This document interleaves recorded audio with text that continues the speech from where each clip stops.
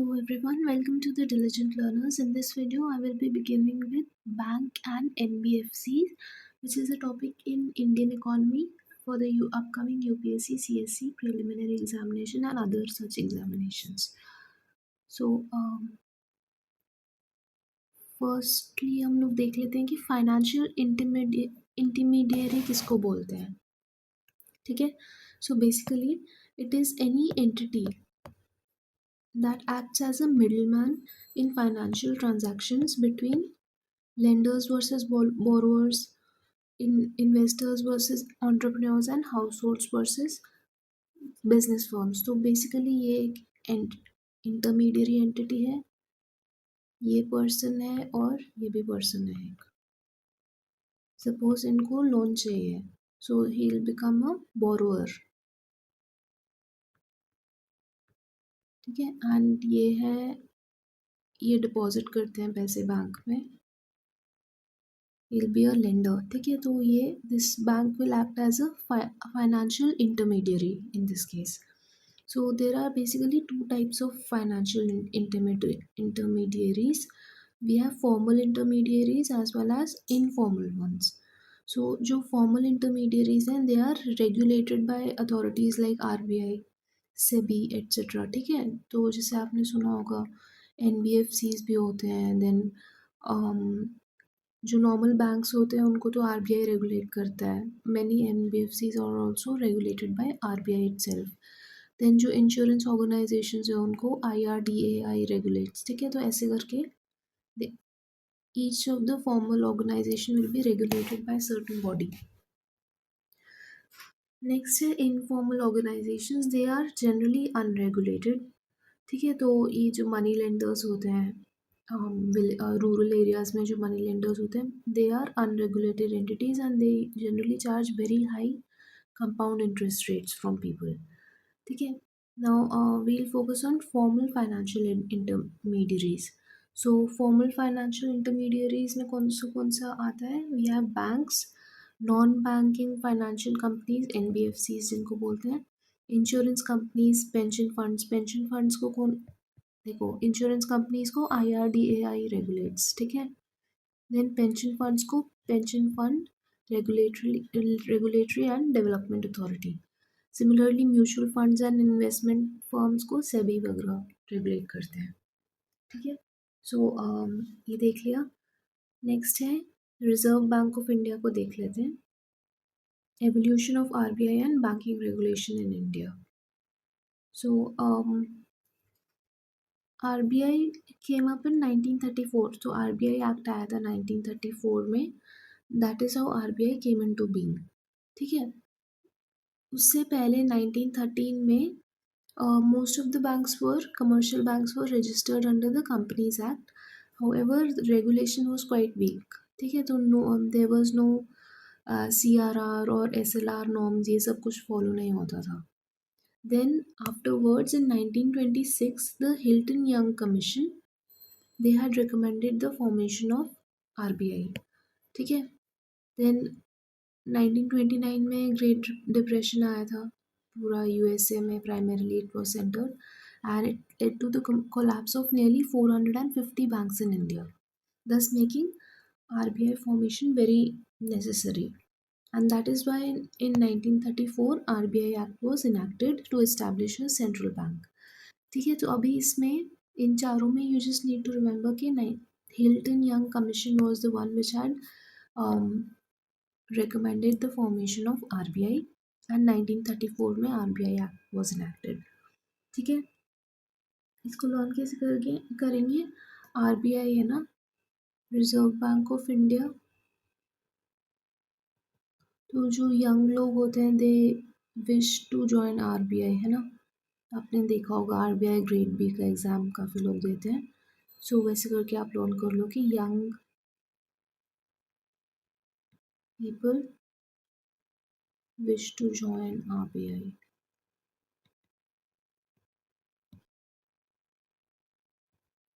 ठीक है. नेक्स्ट है RBI's formation and early years.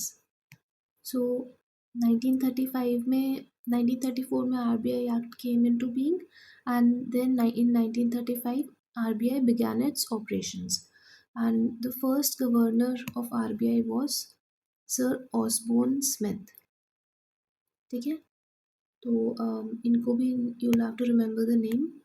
तो क्या है, ये फर्स्ट गवर्नर है. फर्स्ट सेकंड थर्ड ऐसे होता है ना, उससे पहले क्या होता है, ज़ीरो. तो ज़ीरो से आप लिंक कर लो, ज़ीरो इज़ ज़ीरो और ओ आर सिमिलर, तो ऑसबोर्न का ओ. ठीक है, ऐसे करके लिंक करके you can remember this. Next है 1935 के जुलाई में द शेड्यूल्ड बैंक्स का concept was introduced and these banks were mandated to maintain CRR with RBI. ठीक है, तो कैश रिजर्व रेशियो का concept first it was introduced in 1935 and this is the year when RBI had begun its operations as well. फिर 1943 से 49 तक C D Deshmukh had become the first Indian RBI governor, and he also participated in the Bretton Woods conference. So again, this is an important fact. C.D. Deshmukh was the first Indian RBI governor and he participated in the Bretton Woods conference. ठीक है, तो इनका नाम learn करना पड़ेगा. देखो, Bretton Woods conference आपको पता होगा, वो IMF वगैरह they came into being under this, है ना. Where as C.D. Deshmukh, IMF, GATT, ये सब चीज़ें आई थी इनके अंडर. इनको लर्न करना है as a first Indian RBI governor. तो इनका नाम क्या है, देशमुख. मुख को मुखिया से कन्वर्ट कर सकते हैं. मुखिया मतलब हिंदी वर्ड मुखिया इज हेड, है ना, मुखिया. तो he was the head of RBI, है ना, head of RBI. So first head, और देश भी है इनके नाम में, तो देश मतलब first Indian head of RBI. ठीक है, so this way you can remember the name. Next है nationalisation and strengthening of banking regulation. So 1948-49 में आरबीआई वॉज नेशनलाइज्ड. नेशनलाइज का मीनिंग रहेगा that government took full ownership of RBI. ठीक है, so do remember the year 1948-49 में government took full ownership. तो ये कब हुआ, 47 में वी गॉट इंडिपेंडेंस. उसी के 1-2 साल बाद 48-49 में RBI was nationalized. ठीक है, now once it was nationalized, it became accountable to the parliament and thus started paying dividends to the government. ठीक है, फिर 1949 में Banking Regulation Act came into being and it gave RBI the powers to issue licenses for new banks. ये बिल्कुल बहुत important है. Banking regulation act, उसका जो नेम है that is self explanatory. So it is basically an act which gives regulations regarding to banking. ठीक है, इसमें वही RBI started issuing licenses to new banks, approving new branches of banks, setting auditing and liquidity norms. ठीक है, and ensures depositors protection and merge eliminate weak banks. So first of all आप देखना 1934 में क्या हुआ था. 1934-35 में once the RBI Act came into being, the first kind of regulation which they did was to ask the banks to observe CRR, that is the cash reserve ratio. Whereas 1948-49 में banking regulation act आया, है ना, उसके बाद में what did the RBI do? That is when they came up with the major regulations. तो major regulations में क्या क्या, वही issuing licences, new approving new branches, setting auditing and liquidity norms, मतलब SLR वगैरह. ठीक है, all of these came into being after the banking regulation act. ठीक है, नेक्स्ट है banking regulation ordinance. It was introduced for better control over banking issues. ठीक है, banking ये अभी 2020 में ही आया था. सो नेक्स्ट देख लेते हैं सेंट्रल बोर्ड का कॉम्पोजिशन. देख लेते हैं RBI central boards composition. So basically We have both non-official directors as well as official directors. ठीक है, तो जो ऑफिशियल डायरेक्टर्स हैं उसमें कौन कौन आएगा? RBI has a central board, उसमें there are both non official directors as well as official directors. When it comes to the official directors, there are RBI governor himself and four deputy governors are also a part of the board. ठीक है, whereas when it comes to the non official directors, वहाँ पे दो government officials रहेंगे and there will be 10 other people who will be nominated by the government. ठीक है, तो अगर देखेंगे तो majority is with the government itself. ठीक है, और ये सब हो गए and there are also four directors from RBI's local boards, west east north and south. Wait a second, let me check ये नॉन ऑफिशियल में आएंगे कि ऑफिशियल में आएंगे. RBI,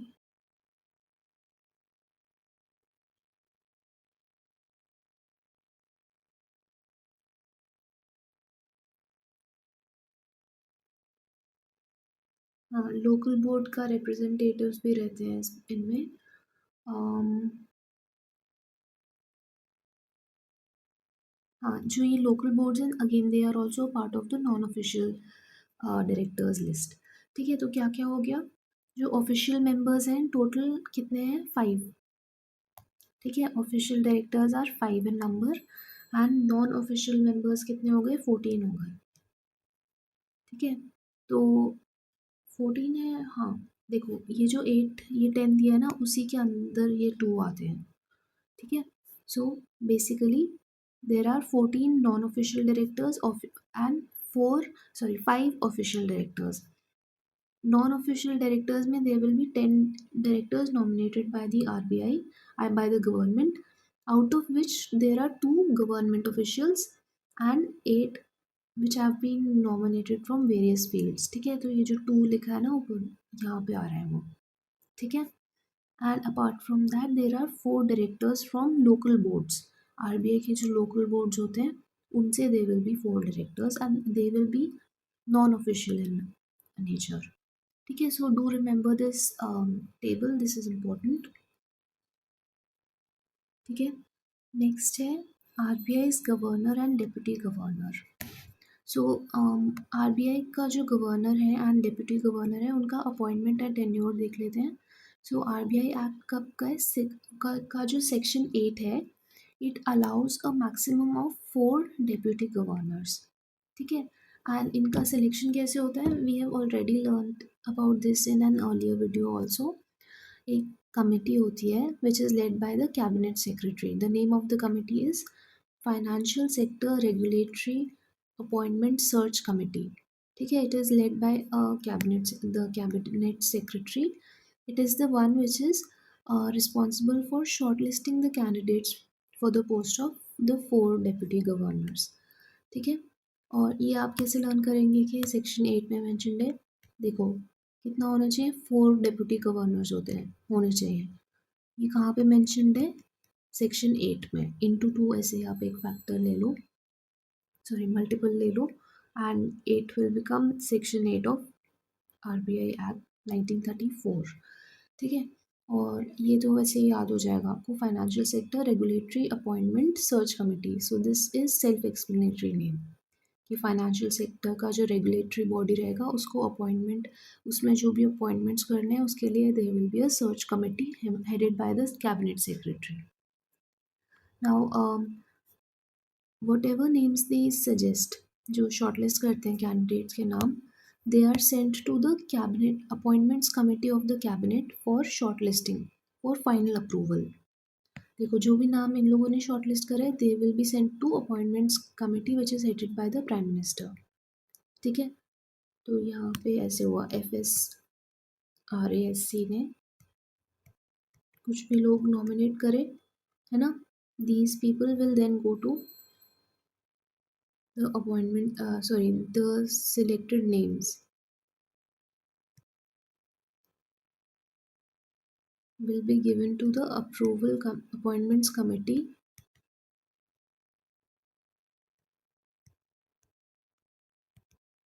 of the cabinet for final approval. ठीक है, यहाँ पे वही लिखा है। देन टेन्योर कितना है, they usually serve for a period of 3 years। ठीक है, and reappointment is also possible. जो ऑफिशियल मेंबर्स हैं उनका री अपॉइंटमेंट भी कर सकते हैं। ठीक है, देन अच्छा ये तो थोड़ा पुराना हो गया है डेटा। अभी कौन है RBI governor, Sanjay Malhotra. Sorry ऐसे नहीं करना चाहिए। Sanjay Malhotra is the present RBI governor. ठीक है, नेक्स्ट देख लेते हैं functions of RBI. So this is very important, इस पे एक क्वेश्चन पूछ लिया था प्रीलिम्स में। ठीक है, ये हमें लगता है कि this is very basic thing, ये नहीं पूछेंगे, but on this also the sorry UPSC has asked a question in the preliminary examination. ठीक है, सो फंक्शंस ऑफ आरबीआई क्या क्या है। It is the it controls the money supply. तो money supply को कंट्रोल करने का है, so it manages inflation and monetary policy. तो मनी सप्लाई कंट्रोल कैसे करते हैं, दे by changing the repo rate as well as other quantitative as well as qualitative monetary policy tools use करके money supply control करते हैं। ठीक है, then after that it is also the banker to the government. मतलब कि जो government उसका उसके लिए prime banker will be who, it will be the RBI. ठीक है, तो it will be handling government's accounts and issuing government securities as well. ठीक है, so it acts as a banker to the government. Then after that it acts as a banker to the banks. ठीक है, तो banker to the banks क्यों, ये सवाल आया था शायद, as far as I remember, कि why is it called as a banker to the banks? And the reason for that is because it acts as a lender of the last resort. ठीक है, to scheduled banks. मतलब if the scheduled commercial bank requires money, so first of all it can go to similar banks और दूसरे banks के पास जा सकते हैं। But if no one ends up giving it money, या मतलब ऐसा कुछ भी situation है, then RBI will be the one who will be acting as a lender of the last resort। ठीक है, and that is why it is known as banker to the banks, because इनका काम क्या है, it acts as a bank for the banks। ठीक है, as well as not only the banks, it also acts as a banker to the government। ठीक है, next है it acts as a regulator of banks, NBFCs, AIFIs, that is all India financial institutions, and digital payments के लिए भी it acts as a regulator। देन है it acts as a foreign exchange manager। ठीक है, तो मतलब क्या हुआ, it manages foreign exchange reserves। forex reserves क्या होते हैं, we have a lot of dollar and certain foreign currencies kept with us in the, मतलब RBI is the one who maintains the foreign exchange reserves। इनका prime motive क्या है, to basically manage the exchange rate as well as कोई भी अगर situation है, emergency situation है, wherein we need to import oil or something like that, in that case also forex reserves play a major role। ठीक है, then है financial inclusion and consumer protection, तो इसमें भी plays a major role. Next है data publication and international cooperation, इसके लिए भी RBI works for this as well. ठीक है, तो financial inclusion and consumer protection कैसे होता है, आपने we have seen the priority sector norms, है ना, so that is one of the tools which is used for ensuring financial inclusion। ठीक है, सिमिलरली डेटा पब्लिकेशन और ये सब तो पता ही होगा, आरबीआई डज दिस रेगुलरली। ठीक है, देन है agency banks of RBI. So problem क्या है, union and state governments can't do this alone, they do not have enough staff और offices, thus RBI is considered to be a banker to the government। And agency banks do this work on behalf of RBI। ठीक है, तो क्या होता है, function of agency banks क्या होते हैं, they basically tax collection, tax money collection, salary और pension payments, small savings and ये सब काम होता है, ठीक है। तो बेसिकली मैं बताती हूँ क्या है। Officially RBI is the banker to the government, पर अब गवर्नमेंट का इतना सारा काम है, and not only the central government, even the state government has a lot of work to do. Therefore, RBI itself cannot manage the entire amount of work, and that is why they appoint agency banks, ठीक है। Agency banks का क्या काम होता है, वही जो काम आरबीआई को दिया गया है, दे सबलेट इट टू या delegate it to the agency banks, ठीक है। तो इनका वो काम है tax money collection, salary, pension payments, ठीक है, और स्मॉल सेविंग्स करना। ये they can also be private sector banks और public sector banks as well, ठीक है। So they are authorised under, ये आप लिख लीजिए, they are authorised under RBI act of 1934।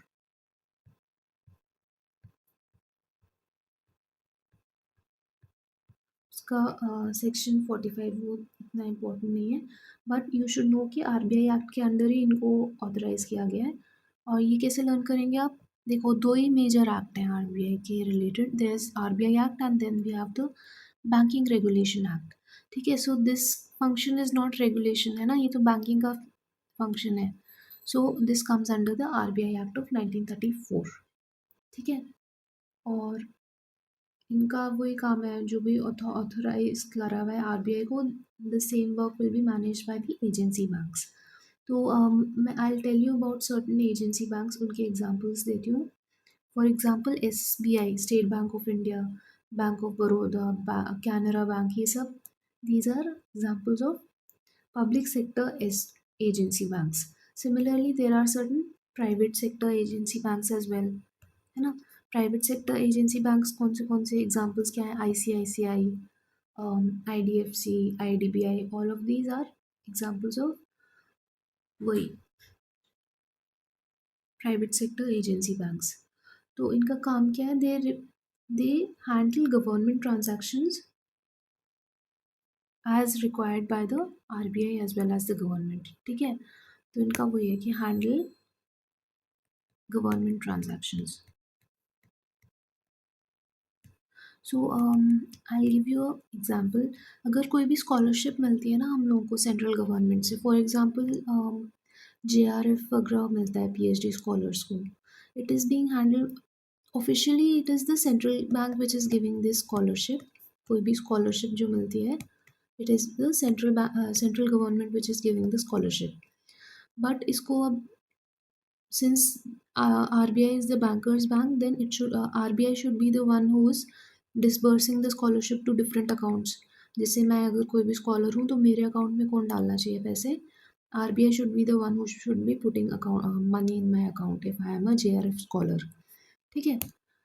या कोई भी मेरे को स्कॉलरशिप मिली है, स्टूडेंट स्कॉलरशिप मिली है, so RBI should be the one, but that will become very cumbersome for RBI because there are a lot of students and उनको और भी बहुत सारे काम है। So they have delegated it to Canara bank, ठीक है। तो कैनरा बैंक क्या करता है, उनका एक स्कॉलरशिप पोर्टल है, तो Canara bank is the one who carries out this work, so it acts as an agency bank of the RBI. Canara bank deals with all student scholarships in India, मतलब काफ़ी सारे स्टूडेंट स्कॉलरशिप्स हैं, that is being dealt with by the RBI Canara bank. So Canara bank acts as the agency bank in this case, ठीक है। Next देख लेते हैं RBI is notable portals. So first of all we have Udgam portal which is basically related to unclaimed bank deposits, ठीक है। तो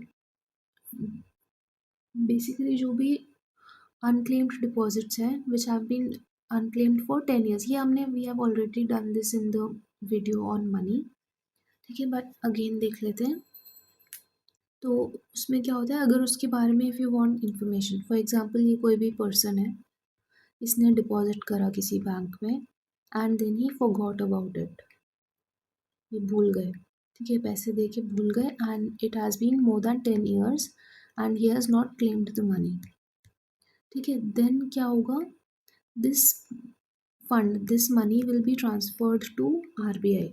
RBI का एक, there is a fund known as depositor education awareness fund, and his money will be transferred to that fund. And in case इनको बाद में नींद खुल जाती है कि अच्छा कहाँ गए मेरे पैसे, then he can go to the Udgam portal of RBI. RBI का उद्गम पोर्टल है, ऑनलाइन पोर्टल है, उस पे जाके ही कैन सर्च कि कहाँ गए पैसे, कहाँ गए, ठीक है। he'll get information about his money there, ठीक है। सो उद्गम का फुल फॉर्म क्या है, unclaimed deposits gateway to access information, ठीक है। फुल फॉर्म इज अनक्लेम, वो it is a self explanatory word.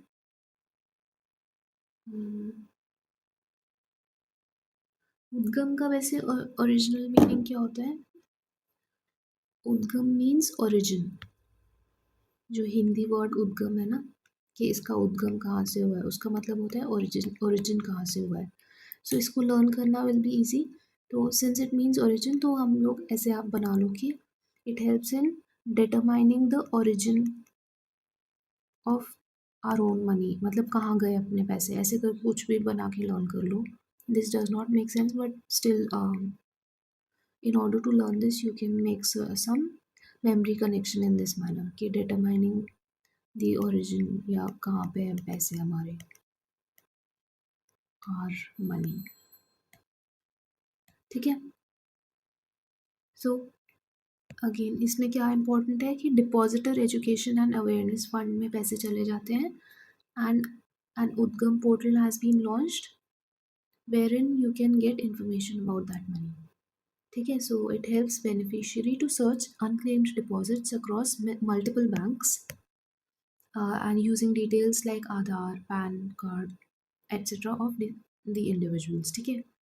फिर apart from Udgam portal, there is also another portal known as प्रवाह portal। तो प्रवाह पोर्टल का क्या काम है, primarily to issue licences to different banks और एनबीएफसीज, ठीक है। तो आपने देखा होगा under the banking regulation act of 1949, RBI has the power to issue bank licenses as well as other licenses, ठीक है। तो लाइसेंस लेना पड़ता है अगर कोई बैंक खोलना है तो, है ना। And in order to do this, Pravaah portal पे you can apply online. So in case you want to open a bank, you can go to Pravah portal, that Pravah portal, and give an online application for issuing a license, मतलब कि you can ask them to issue a license and apply, ठीक है। प्रवाह का full form क्या है, platform for regulatory application validation and authorisation, ठीक है। तो ये वही सेल्फ एक्सप्लेनेटरी नाम है इसका, ठीक है। प्रवाह का वैसे हिंदी वर्ड का मीनिंग क्या होता है, फ्लो, ठीक है। तो इसको आप लोग ऐसे लिंक कर लो कि it allows the flow of banking to continue. This is a memory connection I am giving you, flow of banking to continue by issuing licenses, ठीक है। फिर banks, NBFCs and digital payment companies must obtain a licence, वो ये दिया है। Benefit क्या है, it simplifies the process, reduces the need for physical visits to RBI, वो रेड टेपिज्म वो सब खत्म कर रहा है बेसिकली, ठीक है। And it improves the ease of doing business. Next है Daksh web portal for supervision. So again, this Daksh web portal is also a portal by RBI, ठीक है। ये सुपरविजन पर्पसेस के लिए है। It is a web reporting system for banks and NBFCs, ठीक है। तो क्या होता है, बैंक्स एंड एनबीएफसीज है ना, they submit reports to RBI through an online system, and purpose क्या है, it enables RBI to monitor financial institutions effectively, for example take tracking credit card fraud cases and issuing new preventive guidelines, ठीक है।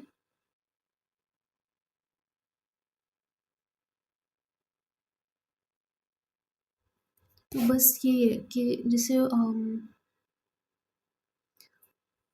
RBI को inform करने के लिए ये use करते हैं बेसिकली। जो बैंक्स है ना, banks use this to inform RBI about certain कि क्या चल रहा है उनके बैंक में, क्या क्या प्रॉब्लम चल रहा है, या what what all is happening, any credit card fraud cases है या कुछ भी है। So it is primarily used for reporting to RBI। ठीक है, as this suggests, it is a web reporting system for banks and NBFCs। They submit reports to RBI through an online system। ठीक है, तो banks and NBFCs have to submit reports regularly, and that is done on this Daksh portal।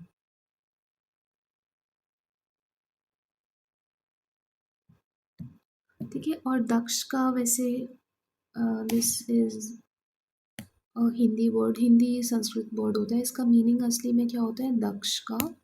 Daksha stands for proficient, someone who is proficient और skilled. ठीक है, proficiency. ठीक है, और proficiency कैसे आती है? If you regularly monitor something, regular monitoring और रिपोर्टिंग के थ्रू ही आता है प्रोफिशिएंसी। ठीक है, so this is a memory connection aimed at helping you remember the function of this organisation portal. ठीक है, तो दक्ष पे पोर्टल का क्या काम है? प्रोफिशिएंसी। दक्ष का मीनिंग क्या होता है? प्रोफिशिएंसी। प्रोफिशिएंसी इंश्योर कैसे होगी? If regular monitoring is done via reports. तो बेसिकली रिपोर्ट्स सबमिट करने के लिए एक ऑनलाइन पोर्टल है। Banks and NBFCs have to submit regular reports to RBI through this system. ठीक है, नेक्स्ट है ई कुबेर पोर्टल। तो ई कुबेर क्या है? RBI core banking solution. We have read about this in the earlier video as well. जो money पे video बनाया ना, उसमें we have covered this as well. तो कोर बैंकिंग सोल्यूशन क्या है? बेसिकली जो सारे बैंक्स हैं, they maintain accounts with the RBI। ठीक है, and all of this system is done by the e Kuber portal itself. ठीक है, तो वही है, all banks maintain current accounts with RBI। Do remember that they are maintaining current accounts, not savings banks accounts. ठीक है, and functions क्या है? They handle NEFT, RTGS, repo, OMO, that is open market operations and other instruments। And retail investors can also buy government securities through this portal। Again, this is very important, this is a new addition which has been done। तो retail investors मतलब हम normal citizens जो होते हैं, उनको अगर if they want to invest in government securities, then what will they do? They will go to the e Kuber portal. E Kuber platform है, वहाँ पे चले जाएंगे। ठीक है, और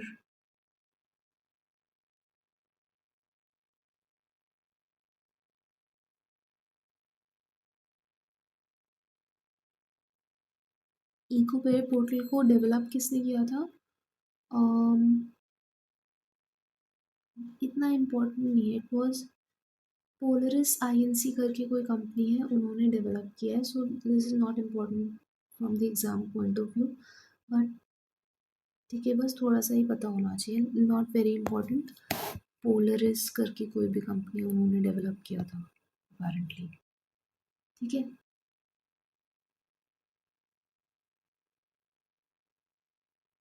हाँ, पोलरिस INC करके कंपनी है। ठीक है, सो इसको लर्न कैसे करेंगे? पोलरिस, पोल मतलब समथिंग वेरी इंपॉर्टेंट, जो हमारे नॉर्थ पोल, साउथ पोल। तो हम हमारा पूरे बैंकिंग सिस्टम का जो पोल है वो कौन है? RBI है। ठीक है, तो वैसे करके लर्न कर लो कि Polaris INC was responsible for creating the e-कुबेर पोर्टल। नेक्स्ट है RBI cyber security digital payments intelligence platform. So ये वही है, बस as the name is self explanatory. RBI का डिजिटल पेमेंट्स का इंटेलिजेंस रखने के लिए platform. It reduces payment fraud risks using advanced technologies, और किसने रिकमेंड किया था? This was recommended by the A P Hota committee. ठीक है, तो इसको लर्न कैसे करेंगे हम लोग कि जो डिजिटल फ्रॉड्स हैं वो बहुत सारे होते हैं इंडिया में। ठीक है, तो वैसे कर लो, होते से होटा। So Hota committee was the one, AP Hota committee was the one who had recommended the setting up of the digital payments intelligence platform. ठीक है, तो वो बेसिकली उसका क्या काम है? टू रिड्यूस पेमेंट फ्रॉड के रिस्क्स। ठीक है,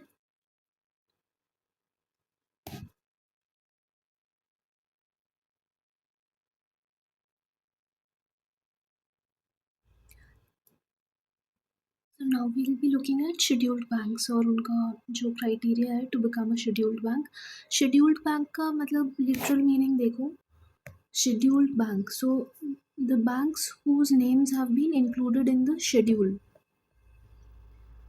ठीक है, शेड्यूल एक लिस्ट को बोलते हैं, तो जो भी बैंक जिसका नाम शेड्यूल में इंक्लूडेड है that is known as the scheduled bank. ठीक है, सो आरबीआई एक्ट का जो सेकेंड शेड्यूल है उसमें जिन भी बैंक्स का नाम इंक्लूडेड है those will be known as the scheduled bank.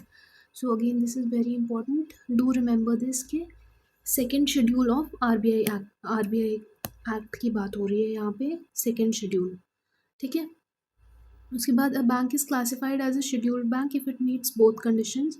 एक तो मिनिमम कैपिटल रिक्वायरमेंट होनी चाहिए उनके पास ऑफ अराउंड 5 लाख रुपीज़, तो पेड अप कैपिटल और रिजर्व्स को मिला के it should come out to be 5 lakh rupees. फिर secondly they should follow safe business practices also, तो जैसे bank operations must not harm depositors, interest rates, ये सब चीज़ें दे शुड बी फॉलोइंग। ठीक है, तो मिनिमम कैपिटल रिक्वायरमेंट कितना है? 5 लाख रुपए। कम लग रहा होगा but at that time it was a very big number. ठीक है, तो ये आप याद रखिएगा। This the criteria is very important, ये 1 है, 2 है। ठीक है, इसको I highlight this, minimum capital requirement और सेफ बिजनेस प्रैक्टिसेस होने चाहिए।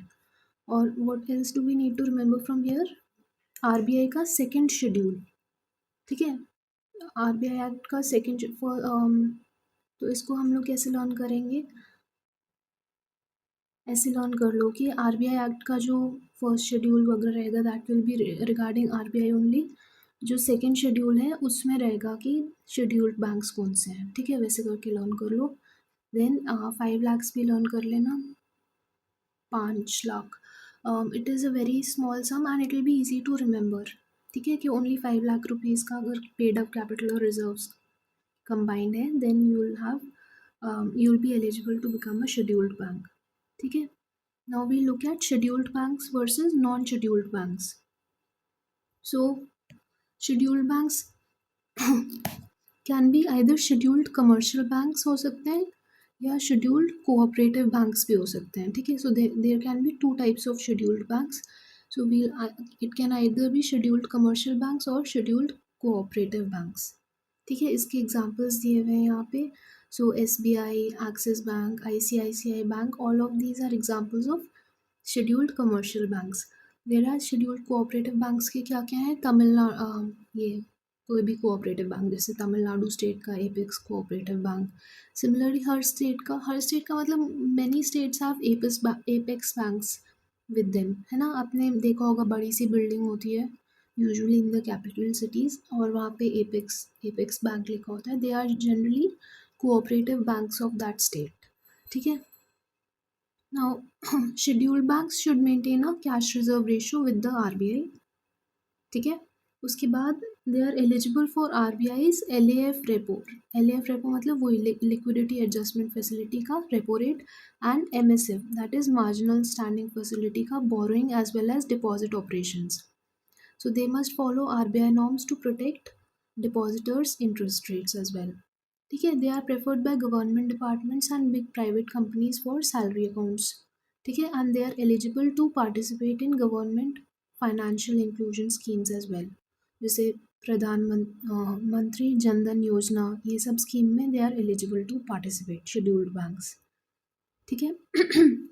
तो इसमें से you just need to remember कि there are two types of scheduled banks, scheduled commercial banks and scheduled cooperative banks। ठीक है। उसके बाद देख लेते हैं non scheduled banks. So the banks whose names have not been included in RBI act's second schedule, उनको बोलेंगे non scheduled banks. So many cooperative banks fall in this category. ठीक है। So they can keep CRR money in their own vaults. तो इनको ऐसे कोई legal mandate नहीं है कि आपको कैश रिजर्व रेशो मेंटेन करना है, but they can keep it in their own with their own vaults. यहाँ पे क्या होता है, they keep it with RBI. ठीक है, ये आप याद रखना कि CRR is kept with RBI in case of scheduled banks, whereas in case of non scheduled banks CRR is kept in their own vaults. ठीक है। नाउ आरबीआई का जो लेंडिंग होता है depends upon there discretion and it is not guaranteed. ठीक है। And it must protect their depositors interest और risk shut down under banking regulation act. Next it is less ये सब वही है कि दे शुड बी, मतलब डिसेंट बैंक्स होने चाहिए, ऐसे कुछ भी गलत सलत काम नहीं कर रहे हैं। डिपॉजिटर का इंटरेस्ट वगैरह are being kept in mind under the as mandated under banking regulation act, and they are less preferred by government and corporate sector for banking needs because they are not under the banking regulations। ठीक है। तो that is why they are not, मतलब banking regulation के अंडर तो है पर ऐसे officially they are not under the scheduled bank list. So that is why they are not as preferred. फिर they are generally not eligible for government schemes as well. ठीक है। नेक्स्ट देख लेते हैं फाइनेंशियल फाइनेंशियल इंटरमीडियरीज का एक portion है। This is the historical background of our commercial banks. ठीक है, ये हिस्टोरिकल बैकग्राउंड दिया है।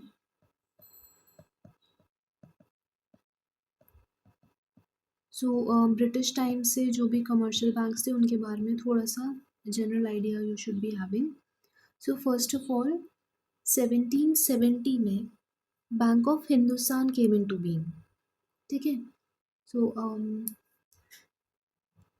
ये यूरोपियन ओन्ड बैंक था एंड इसको हम लोग लर्न कैसे करेंगे 1771 में। Wait a second.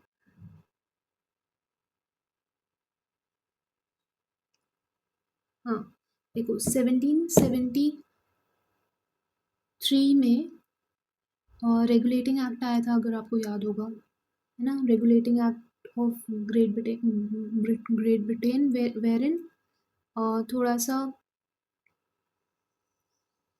ऑफ जो ईस्ट इंडिया कंपनी है उसका स्टेटस वाज ऑफिशियलाइज्ड, है ना, और governor general of Bengal was made the central position and बाकी दोनों को सबॉर्डिनेट कर दिया था, गवर्नर ऑफ बॉम्बे और गवर्नर ऑफ मद्रास को। ठीक है। तो उनसे आप कंपेयर करके उससे you can link this to remember it. ठीक है। 1773 एक्ट से पहले ही ये आ गया, 1770 में बैंक ऑफ हिंदुस्तान आ गया था। ठीक है। उसके बाद में नेक्स्ट वी हैव 1806 से 42 में there were 3 presidency banks which were established. This is again very important. Bengal, Bombay और मद्रास के there were 3 presidency banks established. ठीक है। And they gained the right to issue currency also. Now these 3 banks merged into the Imperial Bank of India, which later became SBI in 1955. Again very important. तो सबसे पहले there were 3 presidency banks. तो 18th century के beginning में ही these 3 presidency banks were established और बाद में they had the right to issue currency also. ये this is also a very important fact कि करेंसी कौन इशू करता था उस टाइम पे।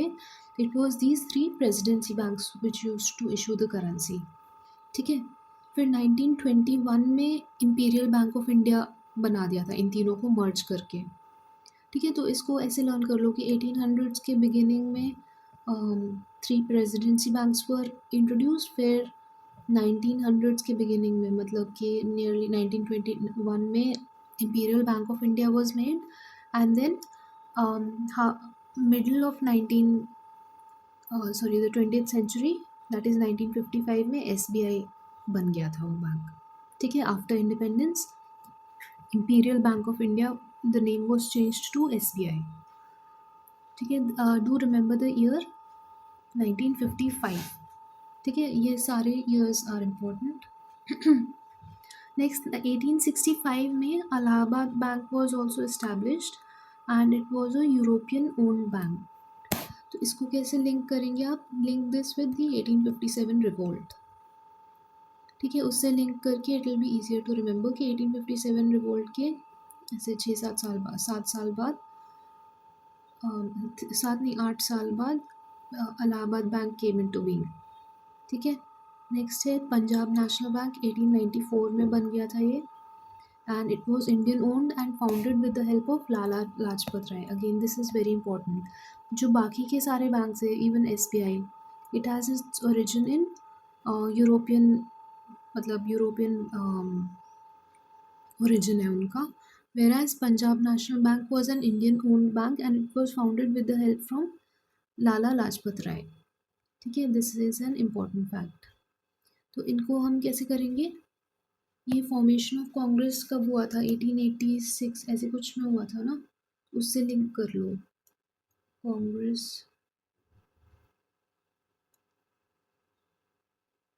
1885 में फॉर्म हुआ था कांग्रेस, तो उससे यू कैन लिंक दिस कि around 9 years later Punjab National Bank was formed, and Lala Lajpat Rai was the main person who had played a major role in forming this. Then 1908 में Bank of Baroda was formed by Maharaja Sayaji Rao Gaikwad। ठीक है,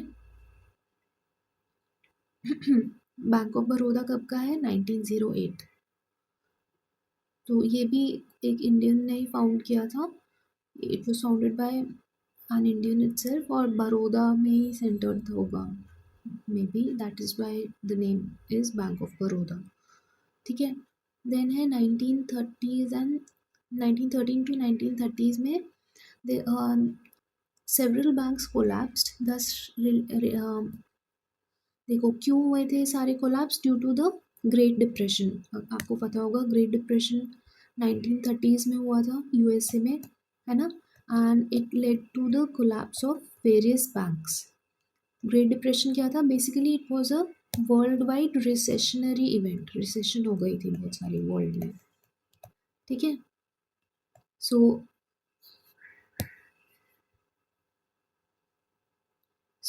that is why various banks collapsed, and that is why RBI was set up in 1935. Now we have learned earlier कि Hilton Young Commission was the one which had recommended the setting up of RBI. ठीक है, Hilton young commission, है ना, इन्होंने recommend किया था कि RBI setup करेंगे।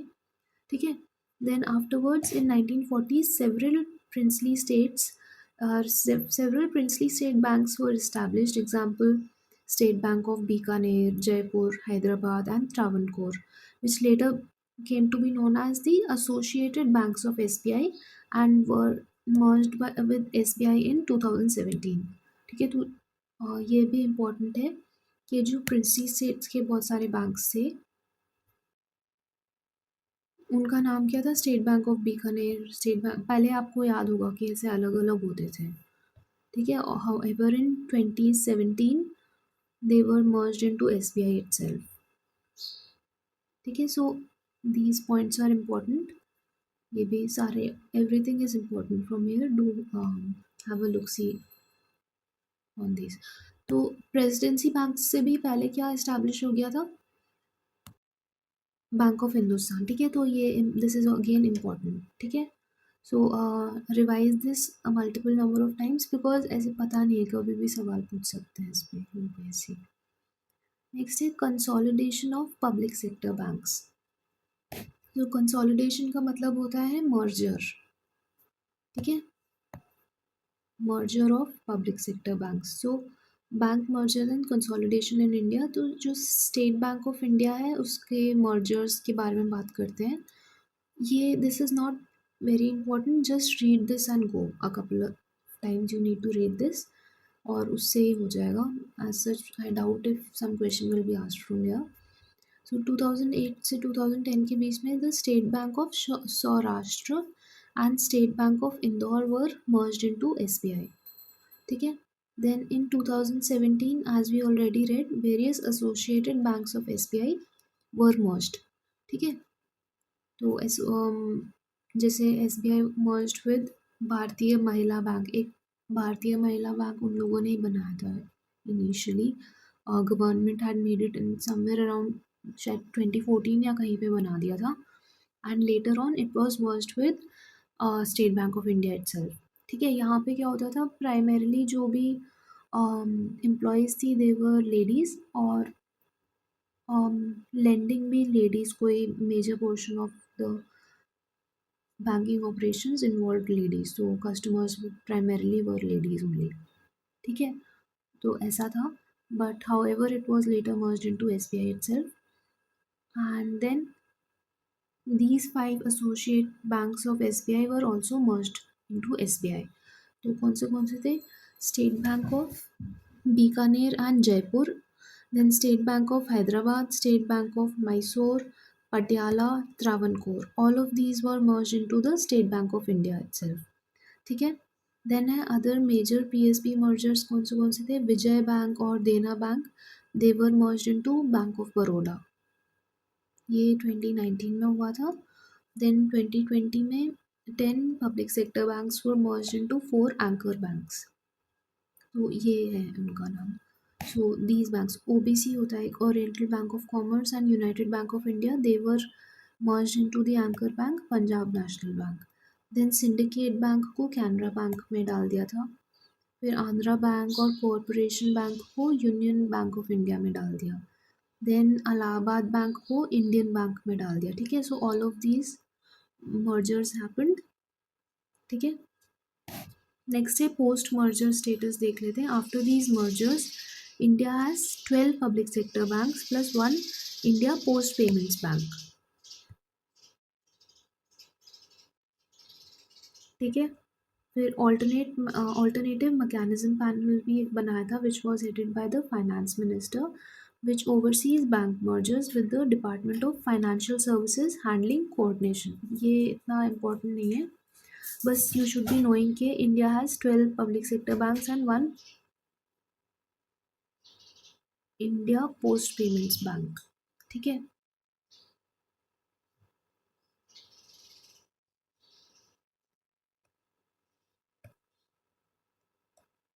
इन दोनों फैक्ट्स को लर्न कर लेते हैं। सबसे पहले 12 पब्लिक सेक्टर बैंक्स और 1 इंडिया पोस्ट पेमेंट्स बैंक, तो टोटल कितना हो गया, 13। 13 काफ़ी लोग अनलकी नंबर मांगते हैं ना, इसको अनलकी नंबर। तो ऐसे सोच लो कि हमारा फाइनेंशियल सिस्टम में जो नंबर ऑफ बैंक्स हैं दैट इज़ अनलकी। बस ये लर्न करने के लिए मैंने बताया है, ऐसा कुछ नहीं है।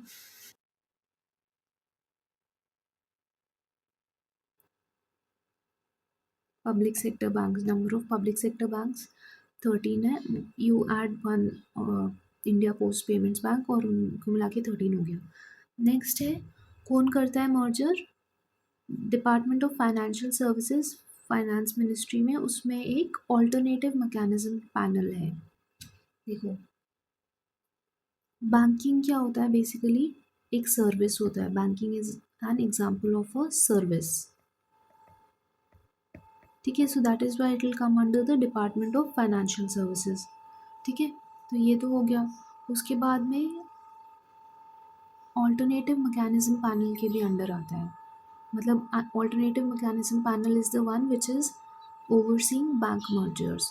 तो बेसिकली बैंक मर्जर क्या है, bank merger is basically a mechanism to ensure better consolidation of the various banks, और उनसे इकोनॉमी स्ट्रीमलाइन हो जाएगी था काफ़ी।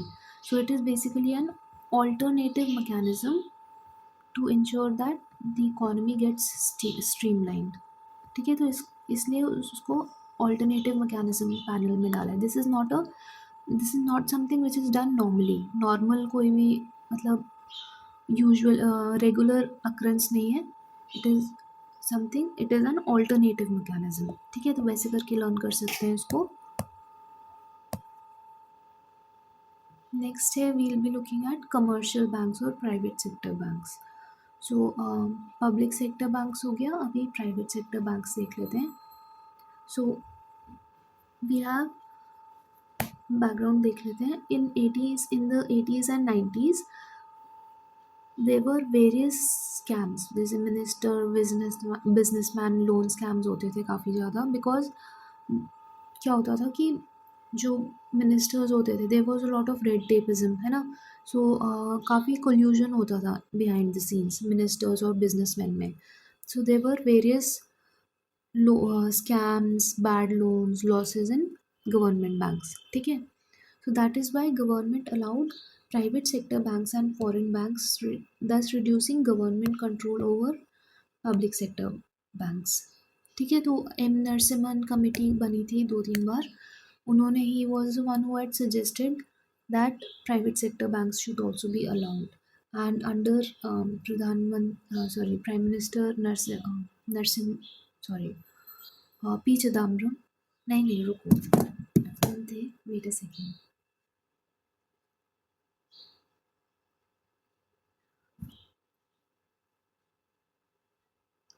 हाँ, पीवी नरसिम्हा राव. इनको कंफ्यूज मत करना, that is why I got confuse. देखो 1991 में प्राइम मिनिस्टर कौन थे, पीवी नरसिम्हा राव.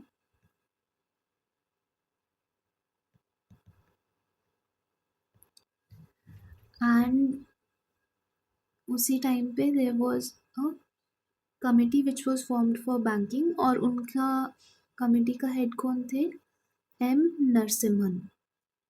ठीक है. So do not gate confused in the two names. ठीक है. So under these people private sector banks were allowed. ठीक है. तो प्राइवेट सेक्टर बैंक्स के एग्जांपल्स क्या हैं, axis bank, ICICI bank.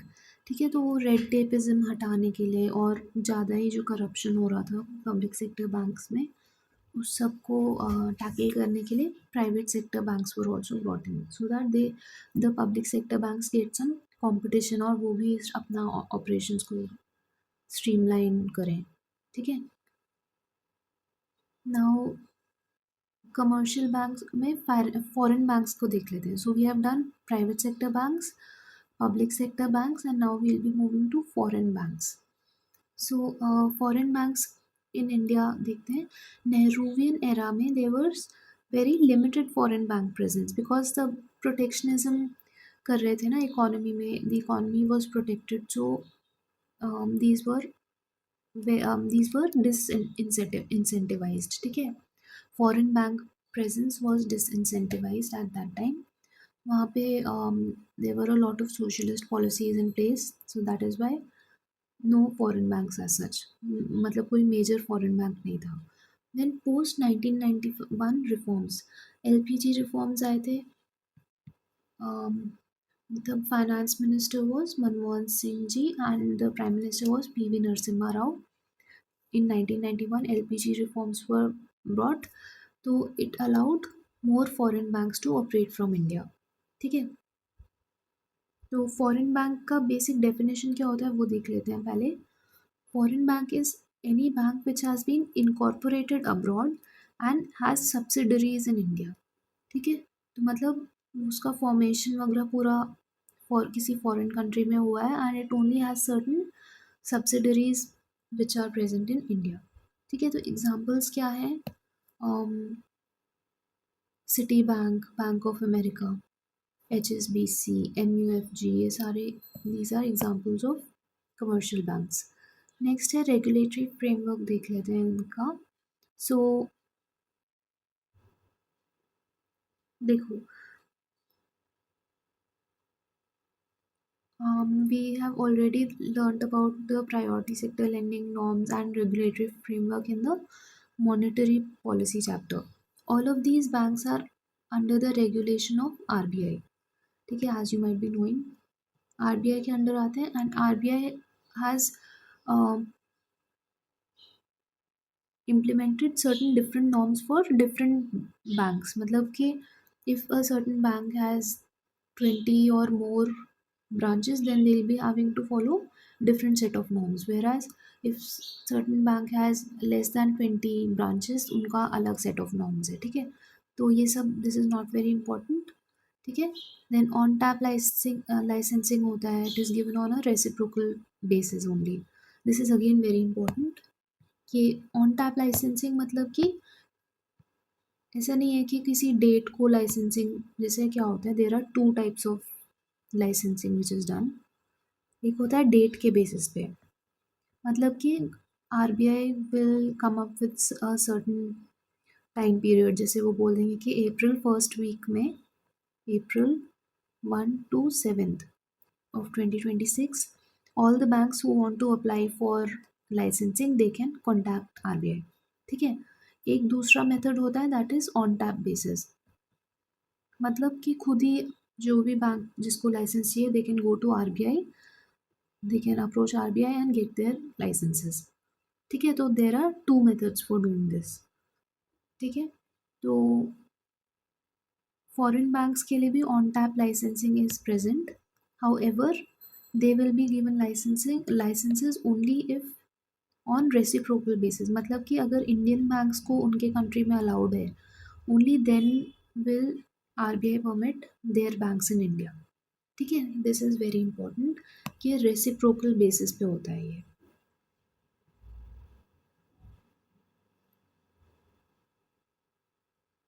Next है की rules regarding foreign banks. So there are no, do not look at the numbering which is given here because यहाँ पे थोड़ा टाइपोग्राफिकल एरर है, बाकी एवरीथिंग इज़ करेक्ट. ऐसा नहीं है कि रह गए कुछ numbers, this is how it is. ठीक है, बस the numbering given here is not accurate. Now, so there are no minimum capital requirements for wholly owned banking subsidiaries in India. ठीक है, नहीं तो क्या होता है, मिनिमम कैपिटल रिक्वायरमेंट्स होते हैं सारे जो शेड्यूल्ड कमर्शियल बैंक्स है ना इंडिया के, public sector banks and private sector banks, they have certain minimum capital requirement which they need to follow, but foreign banks के लिए there are no minimum capital requirements. ठीक है, moreover for wholly own banking subsidiaries in India, मतलब कि वही foreign banks के लिए at least 50% of the board members should be of an Indian descent, मतलब इंडियन नेशनल्स, इंडियन डिसेंट नहीं, Indian nationals होने चाहिए. ठीक है, तो जो उनका बैंक का बोर्ड रहेगा उसमें at least half of the members should B Indian, rest of the members could can be उनके own persons. ठीक है, so again these two are very important facts. ठीक है, नेक्स्ट है foreign investment limits in Indian banks. क्या होगा, public sector banks होते हैं और प्राइवेट सेक्टर बैंक्स होते हैं, उनका फॉरेन इन्वेस्टमेंट लिमिट्स देख लेते हैं हम लोग. So government has mandated certain foreign investment limits. Public sector banks में क्या है, foreigners can invest up to 20%. ठीक है, सो एग्जाम्पल एसबीआई में नियरली 14% फॉरेन होल्डिंग है, पीएनबी में 13% है. ठीक है, तो इसका मतलब क्या हुआ कि पब्लिक सेक्टर बैंक में क्या होता है, यहाँ 51%, at least 51% will be held by the government. ठीक है, रेस्ट जो भी परसेंट बचा है उसमें से नियरली 20% है ना, only up till 20% can be held by foreigners. ठीक है, whereas private sector banks में क्या होता है, ऐसे कुछ भी गवर्नमेंट का होल्डिंग मे और may not be there, but even if it is there it will be lower than 51%. ठीक है, और जो बाकी है उसमें से up to by automatic route up to 49% can be held by foreigners, and by government approval route nearly 74% can be held by foreigners. ठीक है, तो जो शेयर्स हैं उसका अगर पब्लिक सेक्टर बैंक है तो 20% से ज़्यादा can not be held by foreigners, whereas private sector bank में क्या रहेगा, 49, मतलब half, almost half of the ownership can be of foreigners. ठीक है, अगर ऑटोमेटिक रूट से जा रहे हैं without any government intervention, but if you are taking government approval then 3/4 मतलब 74% can be held by foreigners. ठीक है, तो जैसे एग्जांपल्स दिए यहाँ पे, HDFC बैंक है, वहाँ पे 73% is held by foreigners, and ICICI में 59%, एक्सिस बैंक में 52%। ठीक है, फ्यूचर कंसिडरेशन क्या है, गवर्नमेंट में allow 100% foreign investment to meet Basel 3 capital requirements. ठीक है, तो बेसिकली ये we'll read about this later, but Basel is an international organization. It mandates कि कितना capital requirement होना चाहिए banks का in order to ensure healthy functioning of the banks. ठीक है, तो ऐसा हो सकता है कि in later years क्या करें government, they they may allow 100% foreign investment so that देखो फॉरेन मनी आएगा अगर, so capital requirements will be easily met. ठीक है, सो दैट इज़ वाई बाद में कर सकते हैं कि 100% अलाउ कर दें। ठीक है, अभी कितना है प्राइवेट बैंक्स में 49 या 74%, और पब्लिक सेक्टर बैंक्स में 20%। नेक्स्ट है डिफरेंशियल बैंक्स।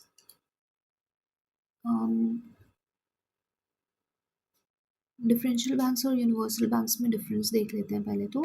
देखो क्या फीचर्स हैं, ब्रांच ओपनिंग का अगर हम देखें तो जो यूनिवर्सल बैंक्स होते हैं, for example SBI, ICICI, all of these, their branches can be opened anywhere. ठीक है, अगर उन्होंने 25% ब्रांचेस अनबैंक्ड रूरल एरियाज में खोल दिए हैं, सो बाकी जो 75% ब्रांचेस है दे कैन बी ओपनड एनीवेयर। ठीक है, ये 25% का जो regulation that has been given by the RBI. So again, this is also very important. At least 1/4 of the bank branches should be in rural areas. ठीक है, 1/4 1/4 should be in rural areas, बाकी कहीं पे भी खोल सकते हैं लोग। Whereas जो differential banks होते हैं ना, उनका there are certain geographical restrictions which exist. ठीक है, सो फॉर एग्जांपल जो रीजनल रूरल बैंक्स हैं या लोकल एरिया बैंक्स हैं, उन सब में there are geographical restrictions when it comes to opening branches. ठीक है, फिर डिपॉजिट एक्सेप्टेंस के बारे में देख लेते हैं। यूनिवर्सल बैंक में both time deposits as well as demand deposits can be made. ठीक है, and there is no restriction on the amount either. Whereas जो डिफरेंशियल बैंक्स में है, तो देर आर सर्टन बैंक्स जिनमें deposit restrictions might be there. For example payment banks होते हैं, there an example of differential bank. उसमें क्या होगा, there will be a deposit restriction of 2 lakh rupees. ठीक है, क्यों है ये, बिकॉज प्राइमरली पेमेंट्स के लिए यूज़ करते हैं इसको, यूज्ड फॉर पेमेंट्स। ठीक है, तो पेमेंट के लिए 2 lakh is a sufficient amount to make payments, that is why there is a restriction of the given amount. ठीक है, नेक्स्ट हम लोग देख लेते हैं लोन फैसिलिटी। सॉरी,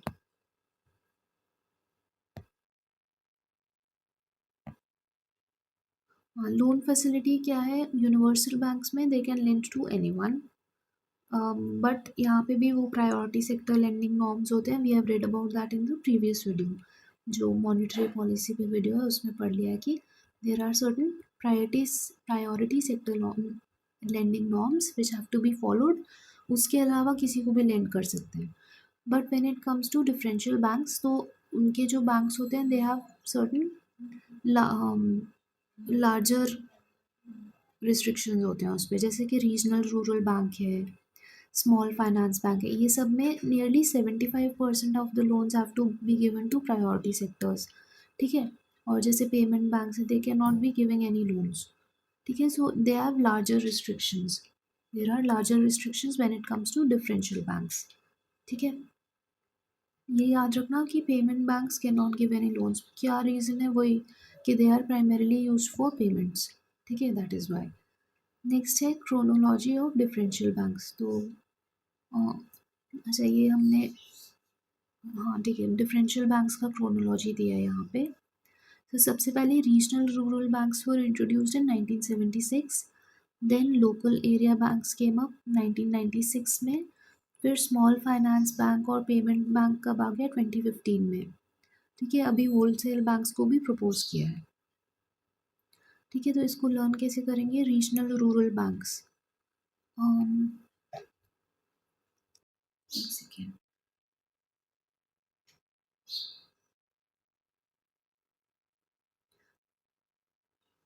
ठीक है, तो जो रीजनल रूरल बैंक्स है इसको आप इमरजेंसी पीरियड से लिंक कर लो कि 1975-76 में इमरजेंसी चल रही थी ना, 77 तक।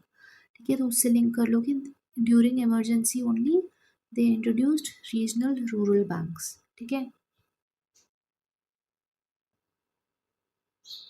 ताकि रूरल लोग, जो रूरल पॉपुलेशन है उनको प्रॉब्लम ना हो इमरजेंसी के पीरियड में। ठीक है, then local area banks. So local area banks को 1996 में इंट्रोड्यूस करा था। 1996 में,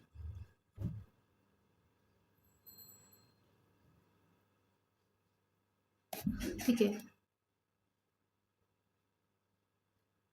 1996 में आपको पता होगा कि अम, जो इलेक्शन हुए थे उसमें there was no single party who got a majority, और वहाँ पे ऐसे 13 डेज की एक गवर्नमेंट बनी थी, है ना, वो आपको याद होगा। ठीक है, तो उसको आप लोकल 13 डेज की बीजेपी की गवर्नमेंट बनी थी under Atal Bihari Vajpayee ji. However it was, they later resigned due to a lack of majority, और उसके बाद में यूनाइटेड फ्रंट की गवर्नमेंट बनी थी। ठीक है, तो इसको लर्न कैसे करेंगे? आप लोकल से इसको कनेक्ट कर लीजिए 1996 को। एक तो आपको एक गवर्नमेंट्स का वैसे लिंक बन जाएगा, और फिर उसको लोकल से कैसे कनेक्ट करेंगे? वो कि जो बीजेपी के एम पीज थे, they were trying to get local people to vote for them. ठीक है, ऐसे करके कुछ भी बना के लर्न कर लो, या ऐसे कर लो कि जो लोकल एमपीज थे या जो इंडिपेंडेंट एमपीज थे उनको अपने पार्टी में लाने की कोशिश कर रहे थे, ताकि ताकि majority can be obtain, but they were not successful. ठीक है, ऐसे करके कुछ भी लिंक बना के यू कैन लर्न दिस। ठीक है, नेक्स्ट है small finance bank and payments bank. तो 2015 में, वही 2014 में इलेक्शन हुआ था, बीजेपी गवर्नमेंट अगेन। तो उसके बाद next year only they came up with small finance bank and the payments bank. ठीक है, तो this was primarily for small finances, so small loans in सब चीज़ों के लिए, और पेमेंट्स बैंक है पेमेंट के लिए। ठीक है, एज द नेम सजेस्ट। और फिर होलसेल बैंक्स अभी प्रपोज्ड है। Next, we'll be looking at differential banks, regional rural banks, and local area banks. Now, regional rural banks, basically they were recommended by M Narasimhan committee.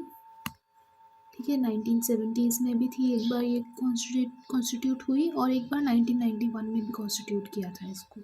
ठीक है, तो M Narasimhan committee ने 1970s में recommend किया था, and the regional rural banks were established in 1976 as we have learned already। ठीक है, emergency के टाइम पे।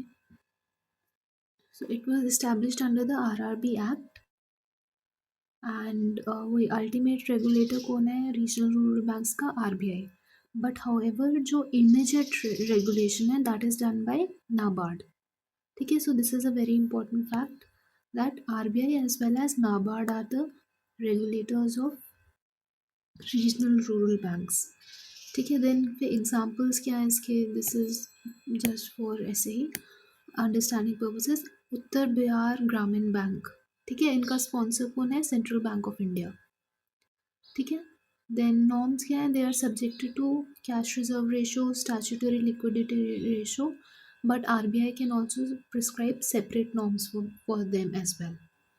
ठीक है, एंड प्रायोरिटी सेक्टर लेंडिंग में they have to lend nearly 75% of their loans to priority sectors.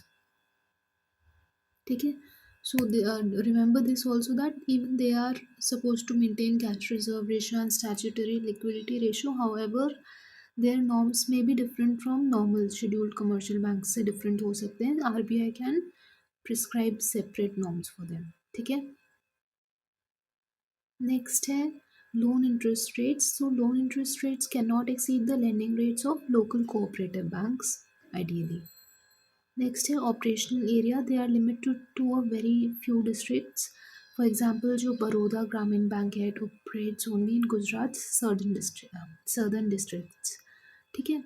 तो वही है, ये इम्पॉर्टेंट चीज़ है कि जो इनका जो लोन इंटरेस्ट रेट होता है ना, वो जो भी लोकल कोऑपरेटिव बैंक्स हैं उनसे ज़्यादा नहीं हो सकता है, उनसे कम हो सकता है. So basically they should be lower than the local cooperative banks के लेंडिंग रेट्स. ठीक है. So you need to remember these facts. एक तो M Narasimhan committee was the one who had recommended the formation of regional rural banks. Then regulation किसके under आते हैं? RBI और NABARD. Then norms क्या है? CRR SLR norms they are suppose to follow. PSL lending में 75% है लिमिट. देन लोन इंटरेस्ट रेट्स में they have to be lower than the lending rates of local cooperative banks. ठीक है. अभी now we look at local area banks. So they were introduced in budget 1996 by finance minister Manmohan Singh ji. तो ये अभी हमने learn किया था कि 1996 किससे लर्न किया था? बीजेपी का 13 days government and then United Front government उससे करके करा था. सो 1996 में the then finance minister Manmohan Singh ji had brought local area banks. So formation क्या है? They are set up by private entities under the Banking Regulation Act, unlike regional rural banks which are set up by the government under a special act. So again this is extremely important कि जो local area banks हैं they are set up by private entities. ठीक है. whereas जो regional rural banks हैं they are set up by the government itself under a special act. ठीक है. फिर now we look at the branch expansion rules. So जो local area bank है they can operate maximum in 3 contiguous districts. ठीक है. तो पास पास में अगर कोई 3 डिस्ट्रिक्ट है, only those districts can have a local area bank. इससे ज़्यादा इट कैन नॉट गो.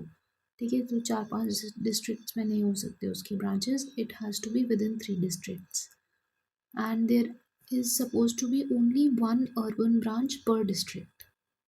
ठीक है. सो प्राइमरली रूरल पॉपुलेशन के लिए ही रहेगा ये लोकल एरिया बैंक भी, and that is Y only 1 branch is allowed पर डिस्ट्रिक्ट. ठीक है. देन रेगुलेटरी फ्रेमवर्क क्या है? नॉन शेड्यूल्ड बैंक है ये. देयरफॉर देखो, local area banks are non scheduled banks. They are not present in the second schedule of the RBI act. So that is why cash reserve ratio, SLR और PSL norms apply तो होते हैं but they can be customised by RBI. ठीक है. So there is no legal mandate as such कि करना ही है इनको. एग्जाम्पल्स भी दिए हैं यहाँ पे. Subhadra local area bank, Kolhapur का एंड ऑल दीज. ठीक है.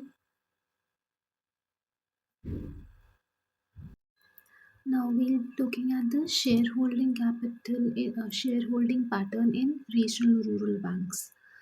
So जो रीजनल रूरल बैंक्स है वो 1976 में आए थे एज यू नो. ठीक है. एंड इसका एक अमेंडमेंट हुआ था 2015 में. ठीक है. So due to the amendment, the shareholding structure pattern has been revised. So earlier union का 50% होता था, स्टेट के लिए 15%, and there used to be a sponsor bank as well जिनका 35% शेयर होता था. So total becomes 100%. But now the share of the union has reduced. ठीक है. तो जो गवर्नमेंट का टोटल शेयर है that has been kept at 51%. Government along with the sponsor bank. ठीक है. And private investors have also been brought in.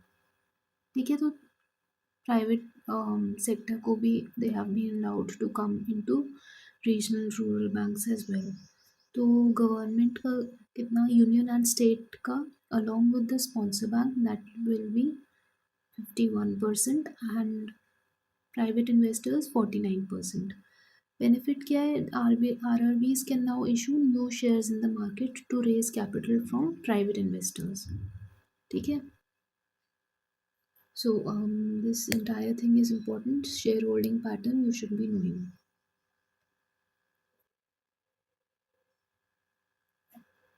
Next we'll look at differential banks में small finance bank and the payments bank. So they were introduced in 2015. ठीक है? And they were recommended by Nachiket Moore Committee. ठीक है, तो इसको आप learn कैसे करेंगे? नचिकेत मोर मतलब कि मोर बैंक्स खोलने को इन्होंने बोला, more number of bank types of banks खोलने को बोला इन्होंने.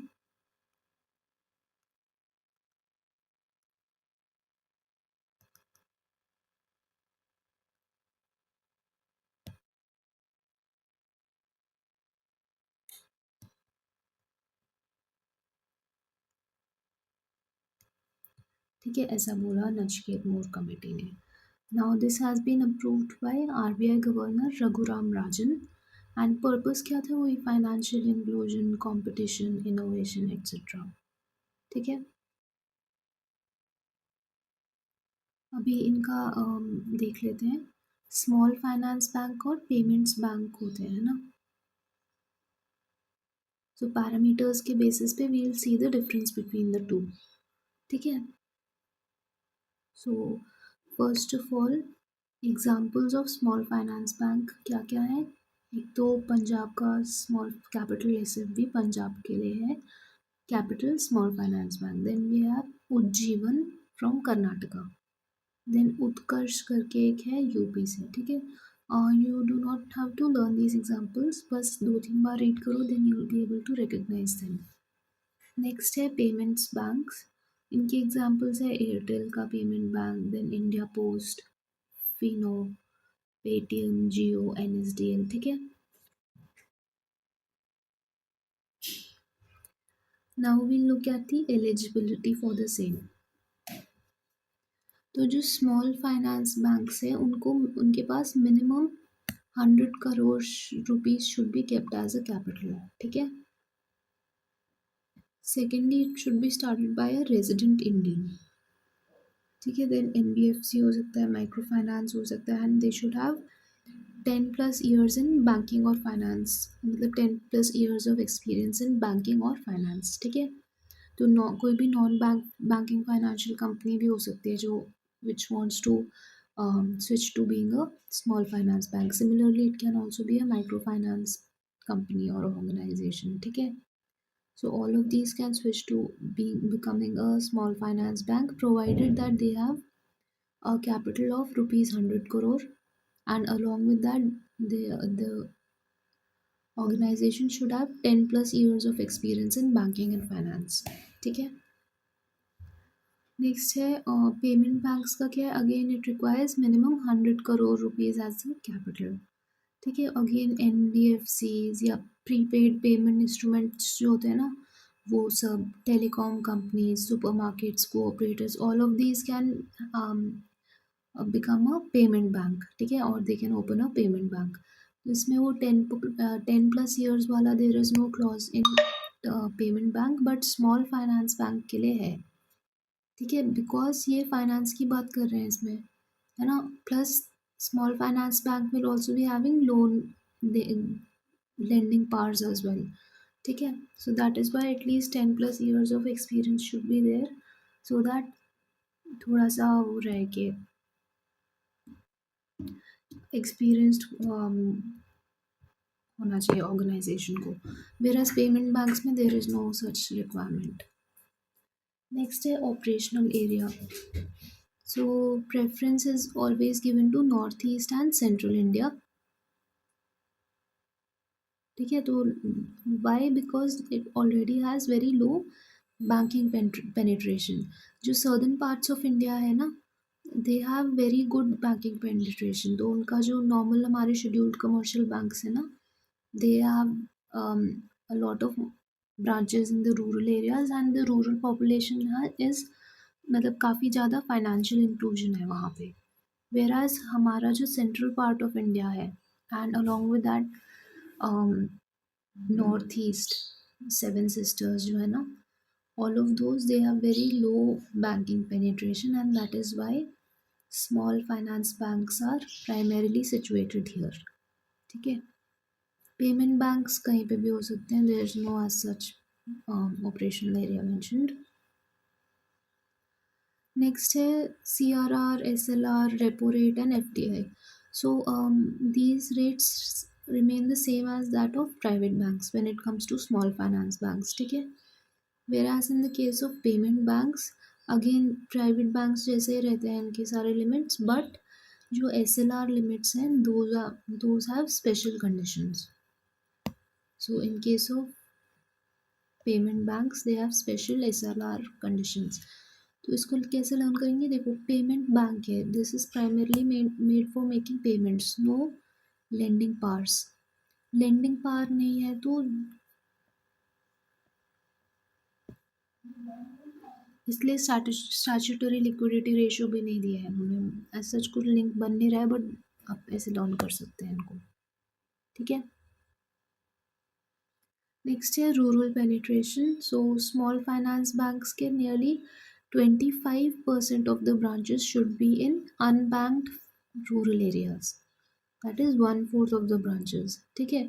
Similarly even for payment banks nearly 1/4 of the access points should be in rural areas. Access point मतलब वही point of sales machine या और ऐसा कुछ भी system रहेगा. That has to be at least 25% of the total have to be in rural areas. Next है target consumers.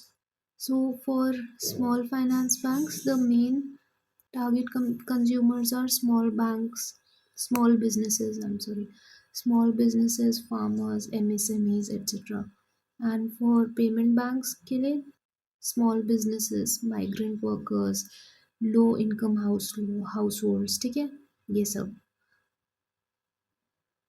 फिर डिपॉजिट एक्सेप्टेंस के लिए तो small finance banks usually accept deposits. ठीक है. And there are no restrictions upon the deposit. There are no limits as such. Whereas जो payment banks है they can accept only demand deposits. ठीक है. This is quite important कि only demand deposits are the things which they can accept. और maximum demand deposit कितना हो सकता है. 2 लाख रुपीज़ का per person per customer. ठीक है. पहले the limit was 1 lakh rupees, now it has become 2 lakh rupees. Next debit cards के लिए हाँ both of them can issue debit cards. Credit card देखो only small finance bank can be issuing a credit card because as I told you earlier also payment banks जो है ना they do not give loans, no lending activity. ठीक है. तो loan नहीं देते हैं तो क्रेडिट कार्ड भी नहीं इशू कर सकते बिकॉज क्रेडिट कार्ड क्या होता है एसेंशली लोन टेकिंग डिवाइस रहता है वो, है ना. So no they do not issue credit cards. Then loans. So nearly for small finance banks, 75% of the loans should be given to priority sectors. ठीक है. एंड मोर ओवर जो जितना भी वो लोग लोन दे रहे हैं ना उसका 50% at least should be lower then 25 lakhs का क्वांटम. मतलब कि जितना उन्होंने सपोज 100 लोगों को लोन दिया है. ठीक है. उसमें से एटलीस्ट 50 लोग ऐसे होने चाहिए जिनको उन्होंने 25 लाख रुपीज़ से कम का लोन दिया है. मतलब कि जैसे 5-5 लाख का लोन, 10-10 लाख का लोन. ठीक है. ऐसे नहीं कि सारों को 100-100 लाख का लोन दिया हुआ है. ठीक है. मतलब 1 करोड़ का लोन ऐसे नहीं चलेगा. It has to be less than 25 lakhs. So that is why it is named small finance bank. मतलब वैसे लिंक कर लूँगा कि स्मॉल फाइनेंस स्मॉल सम्स का ही लोन दे सकते हैं वो. मतलब 50 at least 50% should be small sums.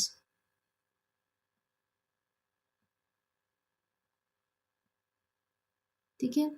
और ये आप याद रखना कि even for scheduled commercial banks 25% of the branches should be in rural areas. Scheduled commercial banks में भी सेम चीज़ रहता है. ठीक है. प्रायोरिटी सेक्टर लेंडिंग के लिए 75% इनका है। एंड पेमेंट बैंक्स में there are no priority sector lending norms as such, ठीक है। हाउएवर दे मस्ट इन, क्यों नहीं है, बिकॉज वो लोग लोन दे ही नहीं रहे हैं ना, तो इसलिए ये सब नहीं लगेगा यहाँ पे। And they must invest their deposits. So only deposits are made in, that too only demand deposits are made in payment banks. तो जो भी डिपॉजिट्स आए हैं they should invest their deposits in government securities और treasury bills और scheduled commercial banks, ठीक है। Next है फ्यूचर ग्रोथ। सो जो स्मॉल फाइनेंस बैंक्स है ना, they usually have an option to convert to a universal commercial bank after 5 years। तो वो अभी क्या है, वो एक डिफरेंशियल बैंक है। डिफरेंशियल बैंक में क्या होता है, जो जोग्राफिकल रिस्ट्रिक्शंस होते हैं, ठीक है। तो इसमें वही दिया है कि आफ्टर 5 years और so they can become a universal commercial bank as well if the RBI approves so, ठीक है। एंड स्मॉल जो पेमेंट बैंक्स हैं they can become a small finance bank after 5 years।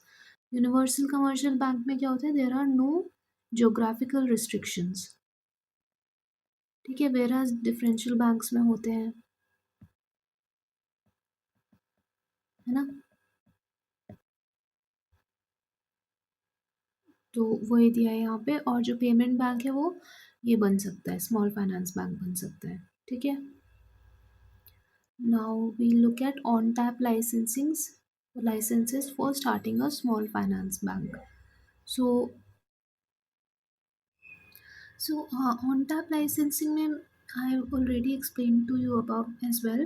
on tap licensing is different from जो date based licensing होती है। date based में क्या होगा कि there will be a specific time period given by the RBI wherein it will ask मतलब पूरे market में बोल देंगे कि give applications whoever wants to apply for a license, whereas in case of on tap licensing there is no specific time period given and कभी भी bank can go and ask for a license, ठीक है, provided they are eligible for the same, ठीक है।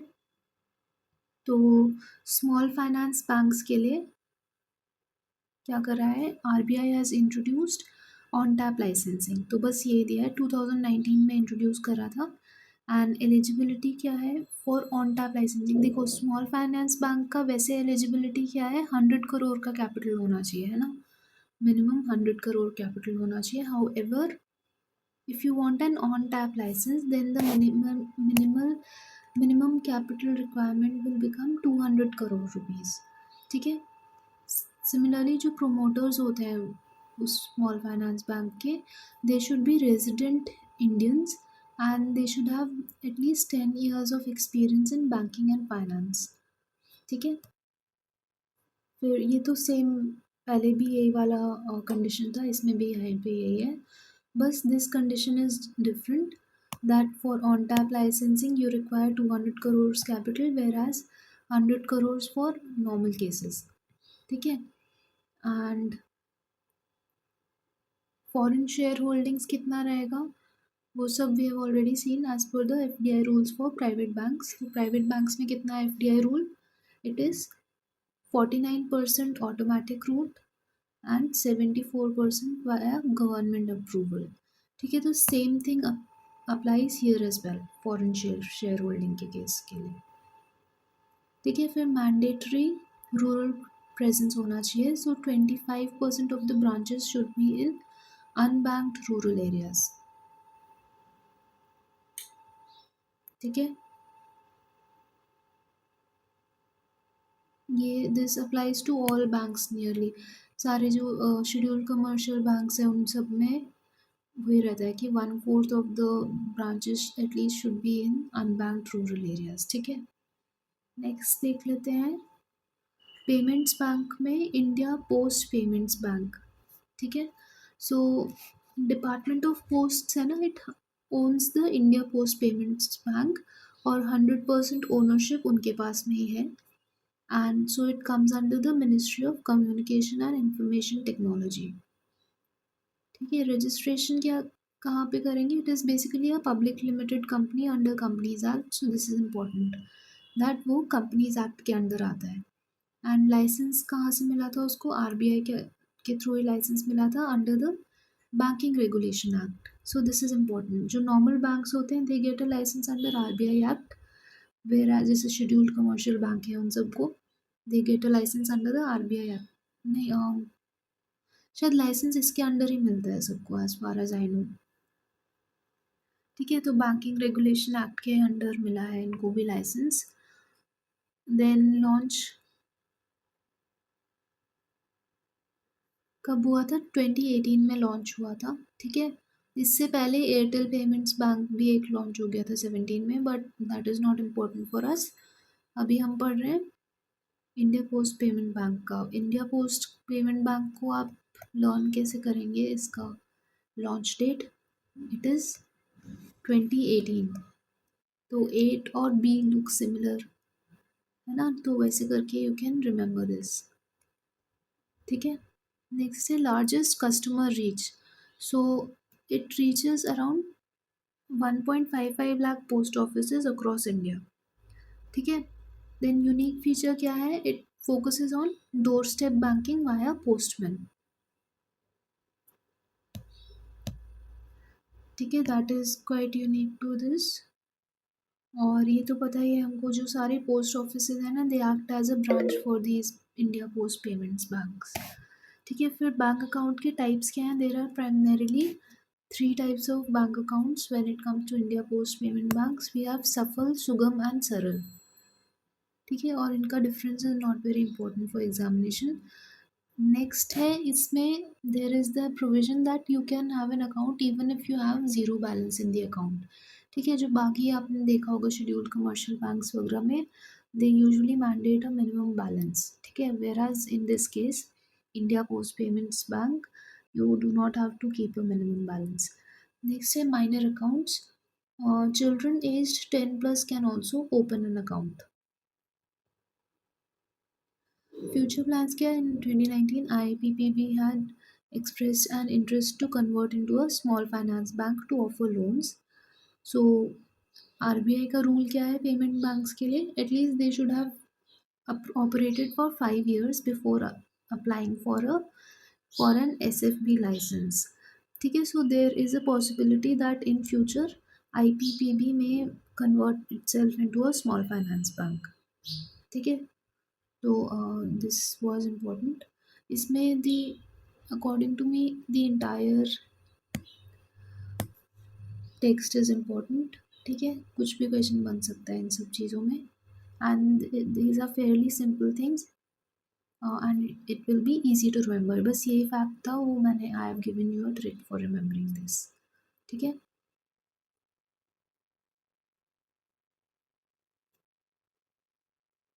now we'll be looking at wholesale and long-term finance banks.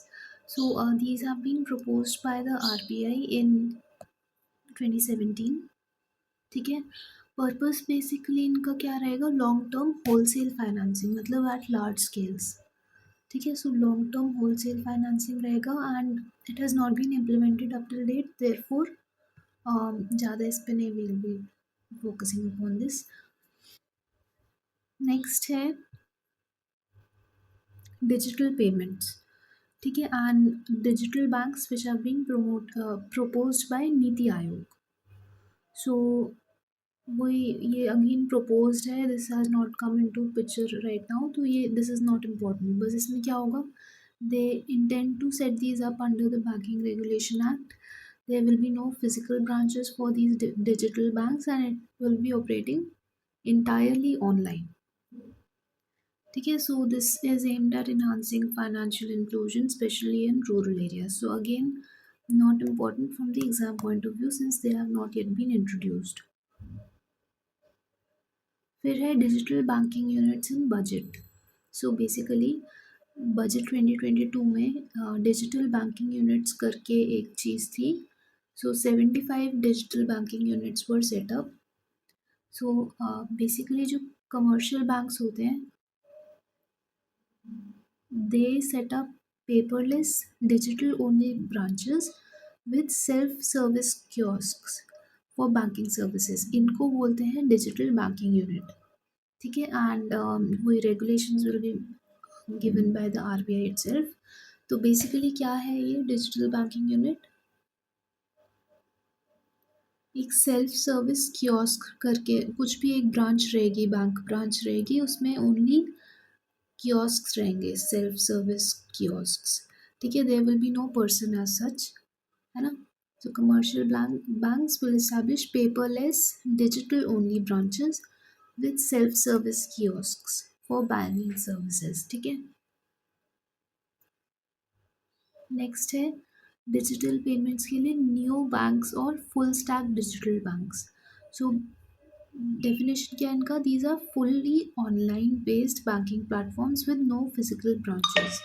So it is somewhat similar to वही जो ऊपर हमने पढ़ा था ना, डिजिटल बैंक्स, सिमिलर चीज़ होती है ये फुल स्टैक। ये शायद रिपीट हो गया ये टॉपिक यहाँ पे। सो नीति आयोग ने they have proposed this idea and it is aimed at boosting financial inclusion and banking penetration। ठीक है, again this is not important since this has not yet been implemented। ठीक है, and RBI is also not in favor of getting these because existing banks can handle both online as well as offline services, so that is why RBI is not in favor of getting these। Next है difference between digital banking unit and neo bank। तो digital banking unit में क्या physical branch होती है? हाँ, there is always a physical branch when it comes to digital banking unit, whereas neo banking में there is no physical branch, everything will be online.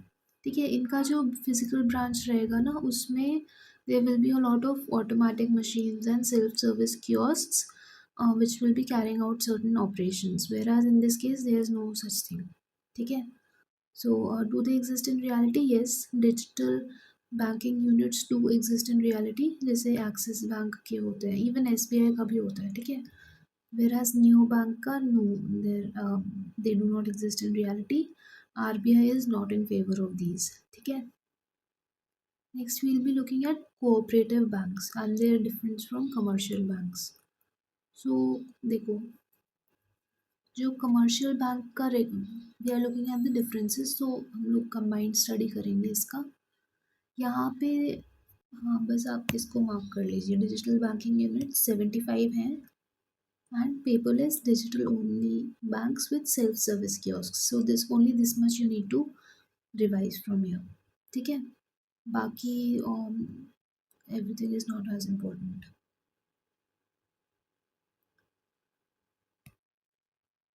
Commercial bank versus cooperative banks देख लेते हैं। Commercial banks का regulation कब से? They are regulated under the banking regulation act of 1949, whereas the cooperative banks came under RBI's supervision in 1966।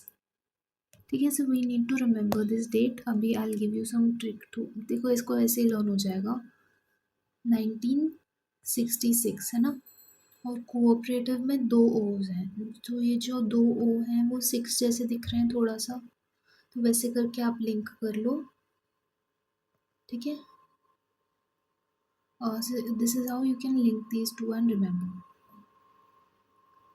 Next है regulator कौन है commercial banks का? आरबीआई, है ना। whereas cooperative banks का there are a number of regulators। so first of all, for multi-state and urban cooperative banks, RBI is the one regulating, whereas for other banks which are state specific banks, उसमें क्या रहेगा? एक तो RBI will be the regulator, along with that the state registrar will also be the regulator। ठीक है, so this is an important fact given here, ये you need to revise this। Next है cash reserve ratio, statutory liquidity ratio और Basel norms. तो commercial banks को तो they have to follow these, है ना, but cooperative banks also are required to follow these, but they have certain different norms। so exact जो commercial banks में लग रहा है वो एग्जैक्ट सेम रूल्स नहीं लगेंगे, दे विल बी स्लाइटली डिफरेंट। ठीक है, नेक्स्ट है रेपो रेट, एमएसएफ, बोरोइंग वही repo rate and marginal standing facility. तो commercial banks are eligible to borrow via this facility, whereas cooperative banks में only there are certain selective banks who are allowed to borrow via these facilities, that is repo rate and MSF. Next है priority sector lending. So yes, commercial banks do have priority sector lending, ठीक है, as you might be knowing. However, जो cooperative banks हैं, only 40 to 75% of them,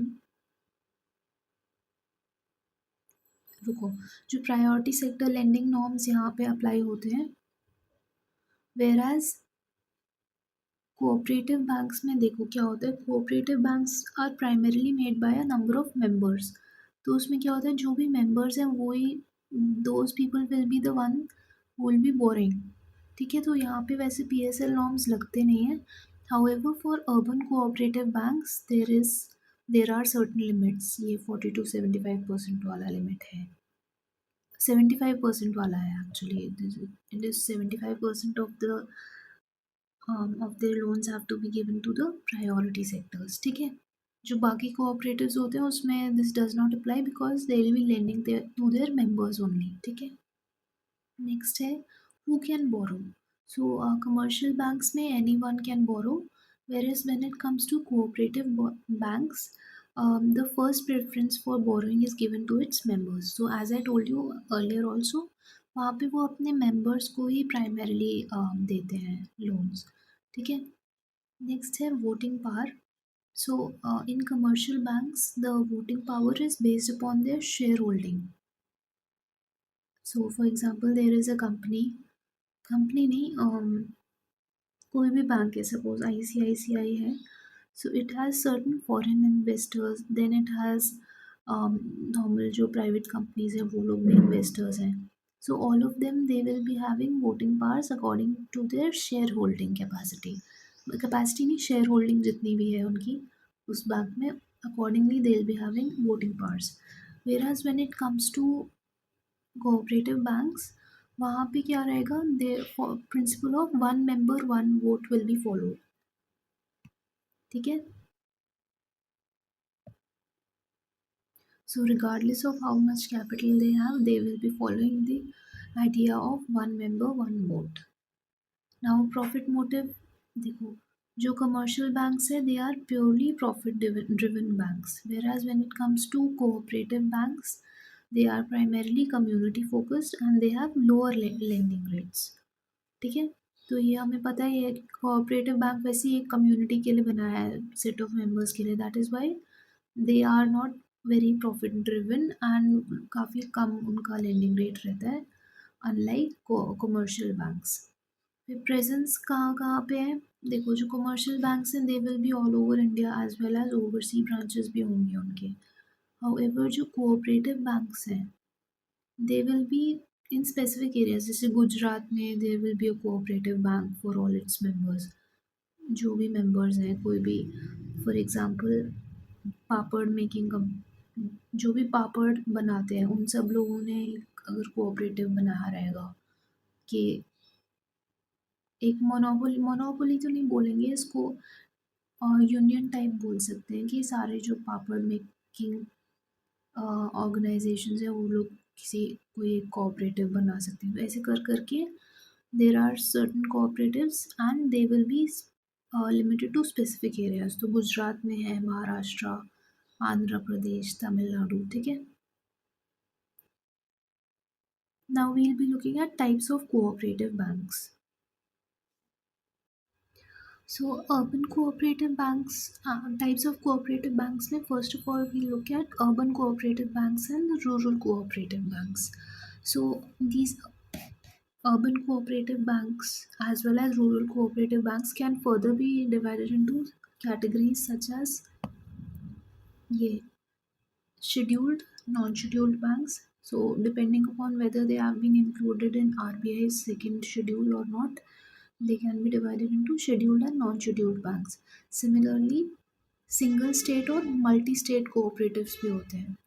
Single state which is limited to a single state and multi-state जिसके branches are present in other states as well. ठीक है.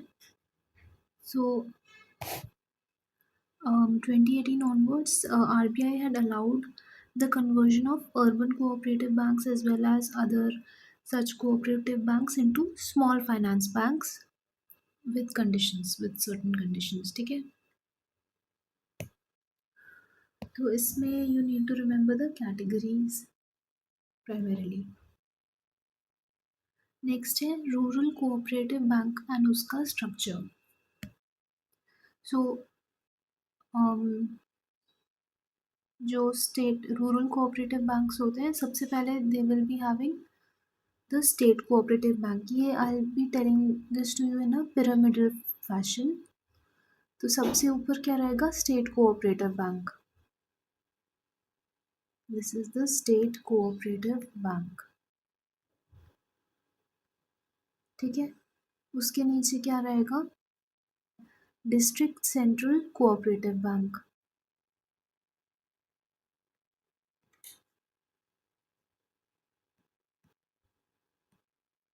District Cooperative Bank, and then last thing will be the PACS, that is Primary Agricultural Credit Societies.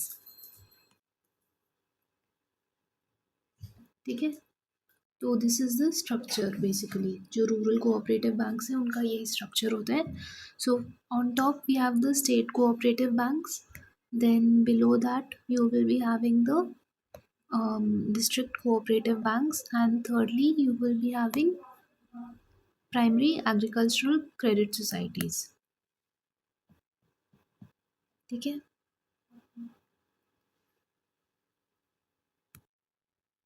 Next है other types. क्या क्या होते हैं? Land banks and even cooperative agricultural and rural development banks, they also form a part of rural cooperative bank structures. ठीक है, तो do remember this कि जो लैंड बैंक्स होते हैं या cooperative agricultural and rural development banks होते हैं, both of them they form part of the rural cooperative bank structure. ठीक है, now we will be looking at certain important notes on PACS. PACS stands for Primary Agricultural Credit Societies. ठीक है, they are not classified as banks and they cannot thus issue any checkbooks, and they are regulated by the state registrar, not RBI. ठीक है, ये again this is very important कि PACS जो होते हैं ना, they are regulated by the state registrar. So this is being regulated by state registrar. ठीक है, and they are not in a class, they are not considered to be banks. ठीक है, so they cannot issue checkbooks. Next हम लोग देख लेंगे banking regulation amendment ordinance act of 2020. So ये हो गया ना, जो रूरल कोऑपरेटिव बैंक का स्ट्रक्चर ये है प्राइमरली. ये जो पिरामिड बनाया ना वो ही स्ट्रक्चर है. Other than that, there are certain banks like land banks and cooperative agricultural and rural development banks, और जो PACS होता है उनको banks जैसे classify नहीं करते हैं, and they are regulated by the state registrar. Now we'll be looking at the banking regulation amendment ordinance. तो banking regulation amendment 2020 में पास किया था गवर्नमेंट ने. According to the ordinance,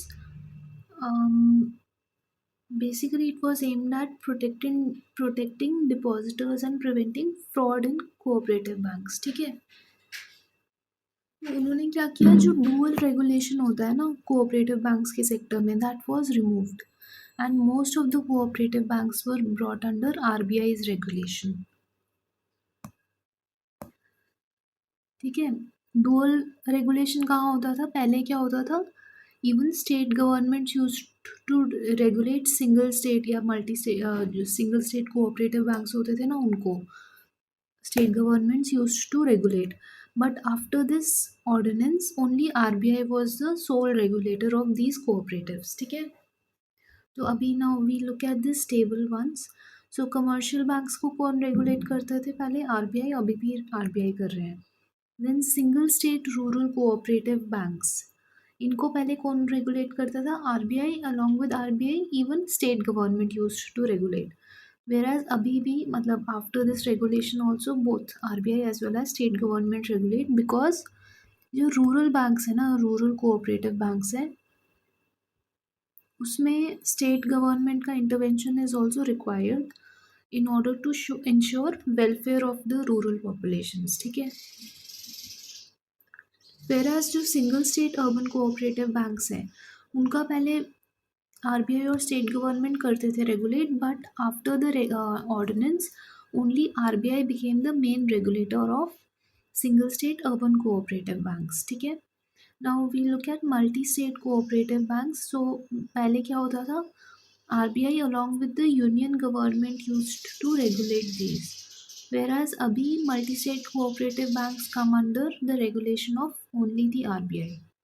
Similarly, जो primary agricultural credit societies हैं, which are not classified as banks, these were earlier under the regulation of the state government, and even today they remain in the under the regulation of the state governments. इसको RBI क्यों नहीं करता है? Because they have not been classified as banks, not banks है ये, and moreover they can not even issue cheque books, can not issue cheque books, ठीक है। Now we look at regulatory authorities. तो क्या क्या होते हैं? State cooperative banks and primary agricultural credit societies हैं, they are regulated by state governments registrar for cooperative societies, ठीक है। तो यहाँ पे जो लिखा है ना कि state government is the one को regulating them, that means state government's registrar is the one regulating them, ठीक है। ये state governments registrar for cooperative societies. और जो मल्टी स्टेट कोऑपरेटिव बैंक्स हैं, they are regulated only by the RBI, ठीक है, वो हमने पहले भी पढ़ लिया,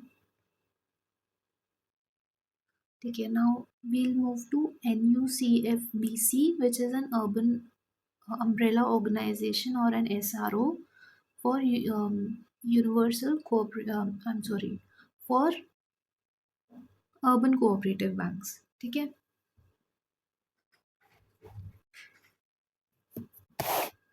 तो इसमें क्या हो रहा है, NUCFDC stands for National Urban Cooperative Finance and Development Corporation Limited. So its name is self-explanatory. क्या है? अर्बन कोऑपरेटिव्स को फाइनेंस और डेवलपमेंट करने के लिए एक कॉरपोरेशन बनाया है, ठीक है। So this is an organisation which is made to, क्या करेगा, इसका फंक्शन क्या है? To finance and develop urban cooperatives, ठीक है।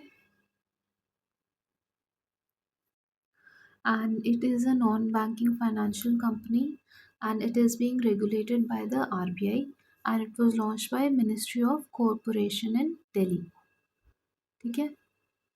So again this entire point is quite important. Now funding क्या है? NUCFDC will receive funds from National Cooperative Development Corporation, and it aims to raise around rupees 300 crores in capital for developing IT technology for urban cooperative banks. So this sum is not important, but ये आपको थोड़ा सा idea होना चाहिए कि it will be receiving funds from National Cooperative Development Corporation, ठीक है। Next है फंक्शंस। सो फंक्शंस वही, as I told you already, develop cost effective technology for UCBs and acts as a self regulatory organization and umbrella organization for UCBs. However, वैसे कौन करता है urban cooperative banks को? RBI is the one regulating them, ठीक है। It facilitates dialogue between UCBs and regulators, and provides advisory and consultancy services to UCB for business operations and fund management, ठीक है। So these are not important from the exam point of view as such, बस पढ़ सकते हो for understanding. Next we'll be looking at non-banking financial institutions. These are an example of formal financial intermediaries, ठीक है। तो क्या नाम है, non banking financial institutions. So the first non-banking financial institution which we will be seeing is a development finance institution. ठीक है, तो development finance institution का the name itself is self explanatory again. यहाँ पे मतलब डेवलपमेंट को finance करने के लिए कोई इंस्टीट्यूशन, सो ओवरऑल कोई भी डेवलपमेंट हो रही है कहीं पे, उसको पैसे देने के लिए, फंड्स प्रोवाइड करने के लिए कोई इंस्टीट्यूशन होगा, उसको हम DFI बोलेंगे। ठीक है, so it provides medium to long term loans to industries and support services etcetera. ठीक है, और डिपॉजिट्स क्या है, does not accept deposits from the public. ठीक है, तो again this is very important कि it does not accept deposits and moreover वो medium and long term loans provide करते हैं इंडस्ट्रीज एंड सपोर्ट सर्विसेज को। फिर रेगुलेटरी चेंजेस के बारे में देख लेते हैं। अर्लियर क्लासिफिकेशन क्या था इनका, banks, non banks and development finance institutions. ठीक है, ये क्लासिफिकेशन था, बट आफ्टरवर्ड्स आफ्टर 1998 जो एम नरसिम्हन कमिटी के जो रिकमेंडेशंस आए उनके अंदर DFIs were merged with NBFCs। ठीक है, उन्होंने सजेस्ट करा था कि आइदर बैंक्स या NBFCs के साथ मर्ज कर दो, बट हमारे में क्या करा गया, NBFCs में मर्ज कर दिया DFIs को। So they are basically a form of NBFC। ठीक है, so there are only two categories right now, banks and non banks. Non banks के अंदर डेवलपमेंट फाइनेंस इंस्टीट्यूशंस आते हैं। ठीक है, पहले तीन तीन होते थे, banks, non banks and DFIs। ठीक है, तो बस इतना ही है इसमें। Next we'll be looking at all India financial institutions. These are again NBFCs which come under, वही NBFCs के अंडर आता है, and they are an example of formal financial intermediaries. ठीक है, तो जो ऑल इंडिया फाइनेंशियल इंस्टीट्यूशंस हैं they are not banks, तो वही NBFCs होते हैं ये, है ना। They can not accept direct deposits from the public. So NBFCs का ये one of the main characteristic of NBFCs is that they do not accept deposits from the public. ठीक है, देन रेगुलेटर कौन है, RBI ही है regulator AFIs का, all India financial institutions का ultimate regulator is RBI and Basel norms are also applicable to them. ठीक है, but RBI can differ their norms, मतलब जो normal scheduled commercial banks को लगते हैं norms, they will be different from what are applied to these. Next है major AFIs का example, all India financial institutes के examples दिए हैं यहाँ पे। So do not look at this numbering, these are a misprint, ये ऐसे ही है 1 2 3 4 दिए हैं। ठीक है, so first of all we have EXIM bank. EXIM bank का फुल फॉर्म क्या है, एक्सपोर्ट इम्पोर्ट बैंक। फिर NABARD, national bank for agricultural and rural development. फिर NHB stands for national housing bank. And SIDBI stands for small industries development bank of India. ठीक है, so all of these are major all India financial institutions. EXIM bank का क्या क्या क्या काम है, to support import and export financing, foreign currency loan and trade promotion. Basically जो exporters और इम्पोर्टर्स हैं ना हमारे कंट्री में, it caters to that section of people. ठीक है, तो उनको हेल्प करना, सपोर्ट करना, फॉरेन करेंसी लोन्स प्रोवाइड करना, ट्रेड प्रमोशन करना। ठीक है, ये सब everything is done by EXIM bank. Next, we'll be looking at NABARD.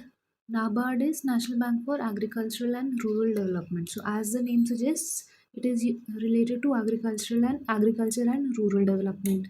ठीक है, तो इनका काम क्या है, refinancing banks, regulating cooperative banks and regional rural banks as well. ठीक है, तो बस ये काम रहता है इनका, to refinance certain banks, agricultural and rural development भी promote करना। ठीक है, रीफाइनेंस मतलब कि बैंक को पैसा प्रोवाइड करना किसी बैंक को। सो जैसे रूरल, यहाँ पे हम we had studied about this also, जो रीजनल रूरल बैंक्स वगैरह होते हैं ना, इनको फंड्स भी प्रोवाइड करता है नाबार्ड। ठीक है, दैट इज़ रीफाइनेंसिंग भी करता है उनकी।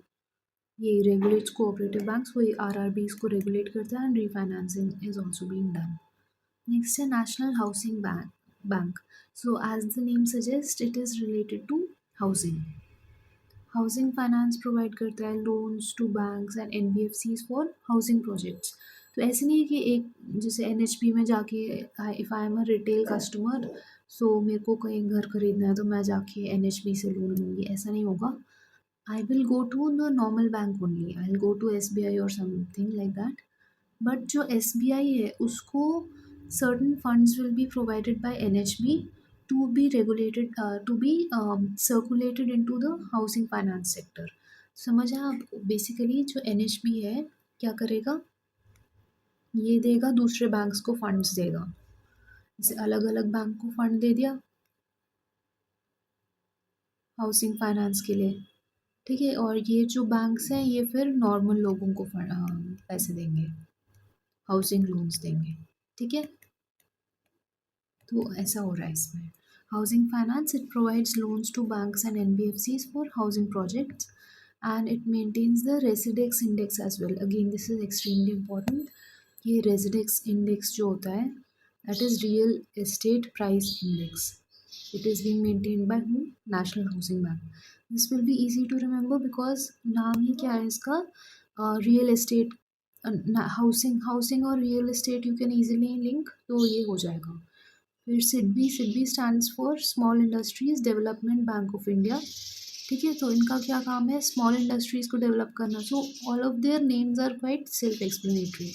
ठीक है, तो स्मॉल इंडस्ट्रीज को और एमएसएमईज को डेवलप करना.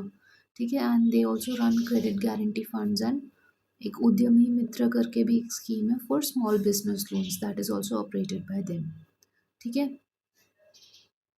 ठीक है, now we'll be looking at the ownership changes. So NABARD earlier itself as well as now, 100% of the NABARD is owned by the central government. Sorry, owned by the central government. However, पहले RBI also had a minority stake, but अभी 100% is being owned by the central government. ठीक है, तो ये important है. Then NHB, National Housing Bank.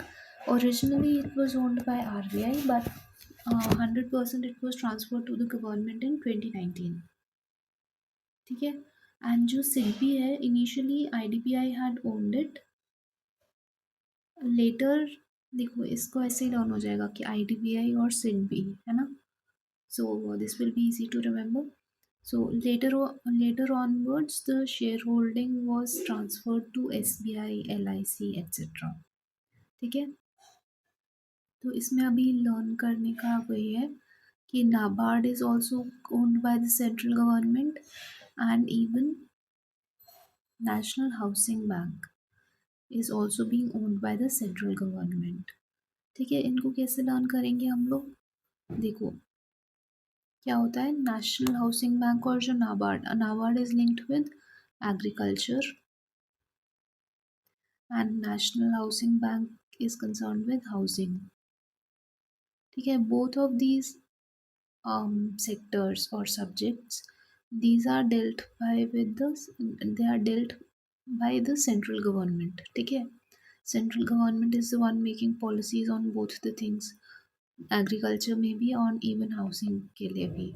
ठीक है, so that is why these all the financial institutions are also being owned by the government itself. ठीक है, नेक्स्ट देख लेते हैं.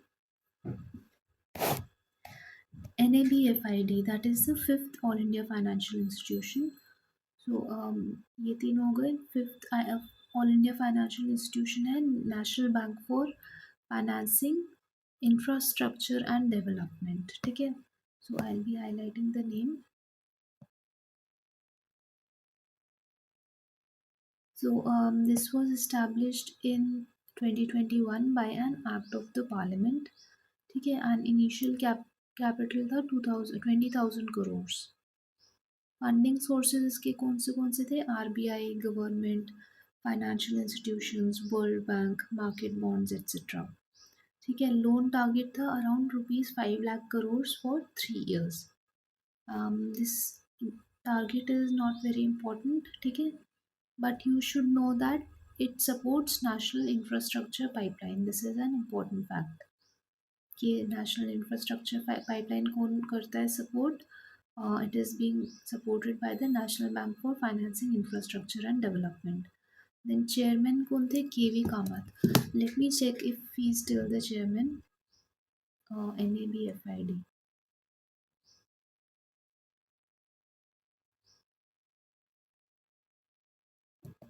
He is still the chairman of NABFID, so KV Kamat is still the chairman, ठीक है। Next है headquarter कहाँ पे है, बॉम्बे। रेगुलेटर कौन है, RBI, ठीक है। सो RBI is the regulator of NABFID as well. Then fifth, this is considered to be the fifth All India financial institution after Exim Bank, NABARD, NHB and SIDBI, ठीक है। So we'll first learn all the facts which need to be remembered। यहाँ पे सबसे पहले तो वही पता होना चाहिए कि 2021 में ही इस्टेब्लिश हुआ है ये national bank for financing infrastructure and development. तो हम इसको कैसे लर्न करेंगे, कोविड-19 का ही टाइम चल रहा था 21 में, है ना, ठीक है। सो उससे लिंक कर लो कि कोविड के टाइम पे there was a lot of need, the economy was undergoing a very steep downturn because वहाँ पे ग्रोथ रेट काफ़ी कम हो गई थी, ठीक है। So in order to promote infrastructure financing and overall development NABFID was brought in, ठीक है। तो 2021 कोविड पीरियड से आप लिंक कर लेंगे इसको। देन इनिशियल कैपिटल कितना है, 20,000 crore, again this is not an important metric. फिर फंडिंग सोर्सेज कौन कौन है, RBI, गवर्नमेंट, ये सब, ये भी इतना इम्पोर्टेंट नहीं है। ये इम्पोर्टेंट है कि it supports the national infrastructure pipeline, ठीक है। Next, chairman is also very important, the chairman is KV Kamath. Then headquarter कहाँ पे है, मुंबई में। मुंबई में RBI का भी हेडक्वार्टर है, ठीक है। सो that is how you can link and remember this. Next है रेगुलेटर। सो हाँ वही, RBI is the regulator of this institution and this is considered to be the fifth All India financial institution after Exim, NABARD, NHB and SIDBI, ठीक है। Next है primary dealers, ठीक है। So these are again financial intermediaries and examples of non banking entity. So primary dealer is a non bank entity, ठीक है, इसको भी learn कर लेना। Primary dealers and retail government security investments.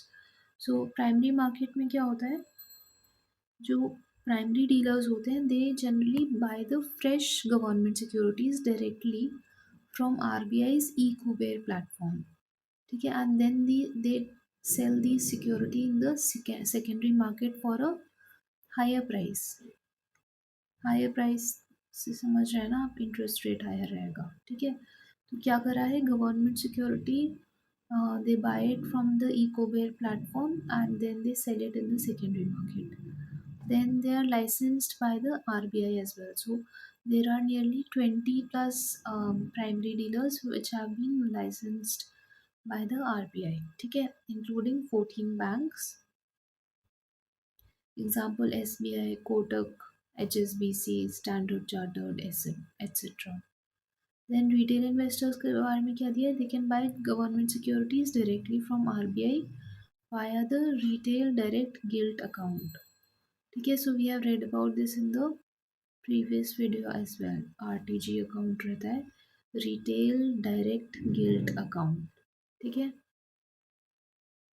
इसके through you can directly buy government securities from RBI।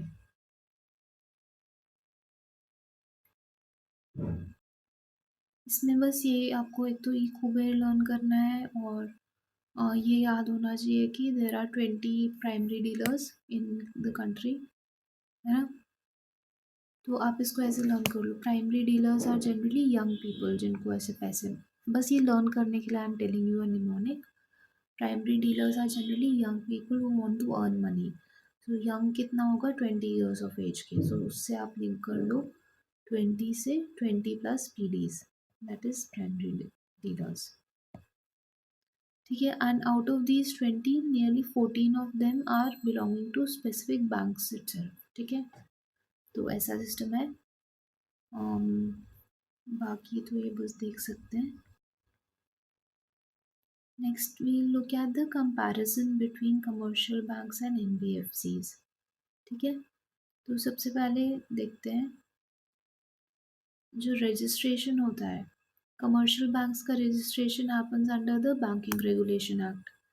ठीक है, similarly NBFCs का जो रजिस्ट्रेशन है वो होता है कंपनीज एक्ट के अंडर। ठीक है, so this is extremely important and it will be easy to remember because देखो क्या है, नाम ही क्या है इनका, नॉन बैंकिंग फाइनेंशियल कंपनी। ठीक है, so they can not be present under the banking regulation act, so that is why they are placed under the वो कंपनीज एक्ट। ठीक है, नेक्स्ट सुपरविजन कौन करते हैं, RBI supervises commercial bank, whereas NBFCs हैं it depends, so different regulators हैं। For example for insurance we have IRDAI, then SEBI के लिए म्यूचुअल फंड, ये ऐसे ही सब, सॉरी म्यूचुअल फंड्स के लिए सेबी और ऐसे ये सब। ठीक है, so there are different regulators for them. Then entry capital कितना रहेगा, around ₹500 crore, whereas when it comes to NBFCs, the entry capital varies depending upon the type of the NBFC.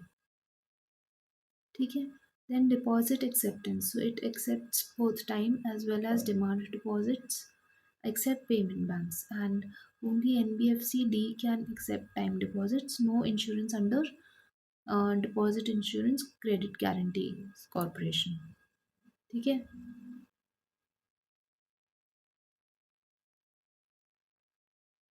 Next है चेकबुक और debit card. So commercial banks can issue both checkbooks as well as debit card. ठीक है, whereas non-banking financial companies they cannot issue checkbook। ठीक है, तो ये आप याद रखना कि यहाँ पे तो टाइम और डिपॉजिट्स दोनों होते हैं, बट यहाँ के केस में जो डिमांड डिपॉजिट्स नहीं रहेगा, एंड जो N B F C D that is non banking financial company deposit taking, only those can accept time deposits. ठीक है, and even if they do accept time deposits, तो क्या होता है, अगर हमने यहाँ पे कोई भी डिपॉजिट करा है तो यहाँ पे deposit in insurance credit guarantee scheme करके एक रहता है, उसके under if suppose I have 10 lakh rupees in my bank account, तो उसमें से in case there is an emergency situation, या बैंक को कुछ बैंक रन हो गया, या there some bank closes down suddenly और something like that, in that case मेरे को at least 5 lakh rupees I think will be वो रहेगा, इंश्योर्ड रहेगा। ठीक है, मेरे को एग्जैक्ट सम चेक करने दो, BICGC इंश्योरेंस, हाँ 5 लाख रुपीज़ पर डिपॉजिटर है। तो सपोज मेरे 10 लाख रुपए था अकाउंट में and the bank closes down और something like that, then at least I will be receiving 5 lakh rupees back. ठीक है, however when it comes to NBFCs there is no such insurance in place, so in case an NBFC closes down, so you'll be losing the entire amount। ठीक है, तो no insurance is there in place। So, credit card can be issued by both banks, commercial banks, as well as non-banking financial companies. ठीक है, so NBFCs they give loans as well, जैसे NHB है, national housing bank, उसके वो तो वैसे एक refinance के लिए वो एक ओवरऑल बॉडी रहेगी, it will be providing loans नहीं, they will be providing funds to various banks so as to circulate those funds in the housing sector।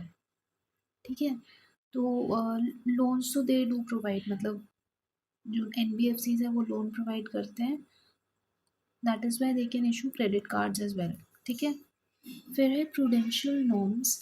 So both cash reserve ratio and statutory liquidity ratio both are applicable when it comes to commercial banks, whereas for non-banking financial companies only statutory liquidity ratio is applicable, ठीक है? And that too only on non-banking financial companies deposit taking ones. NBFC का मतलब होता है non-banking financial companies deposit taking.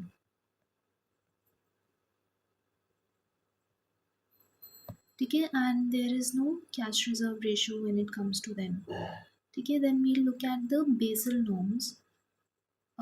Basel norms are applicable on commercial banks and they are not I'm sorry, they only when it comes to NBFCs, then they are only applicable to non-banking financial companies, deposit taking ones, and non-banking financial companies, non-deposit taking ones जिनका 500 करोड़ से ज़्यादा assets हैं उनके ऊपर, ठीक है?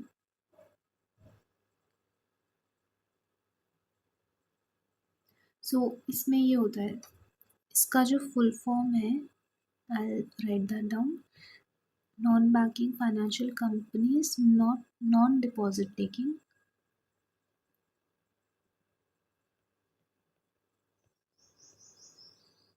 Non deposit taking and systematically important,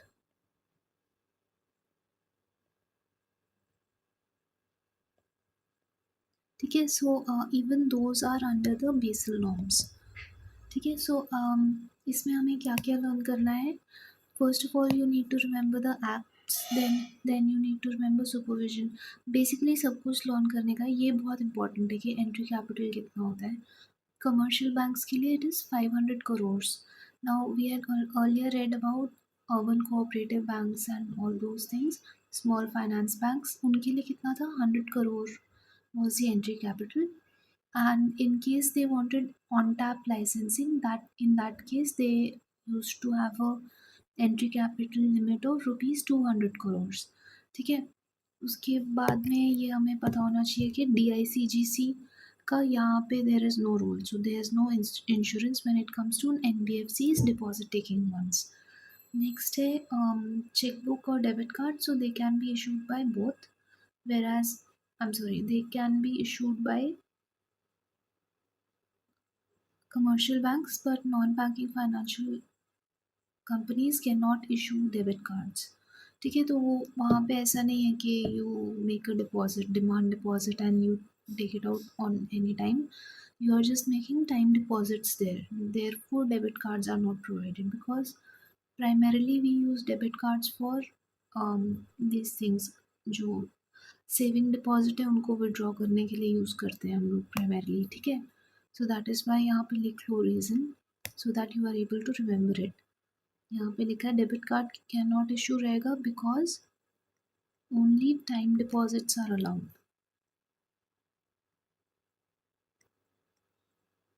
ठीक है? Now when it comes to credit card both can issue. Prudential norms क्या है? CRR and SLR both are applicable, whereas for NBFCs deposit taking ones only statutory liquidity ratio have to be observed. CRR is not applicable. Now Basel norms applicable है इसमें, और यहाँ पे only the deposit taking ones, and along with that the systematically तो नहीं होगा, ये systemically आएगा. I'm sorry about this. यहाँ पे आएगा systemically important ones.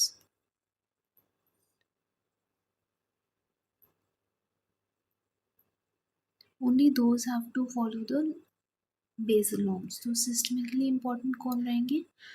मतलब वही वाले रहेंगे जिनका भी 500 करोड़ से ज़्यादा के एसेट्स हैं, ठीक है?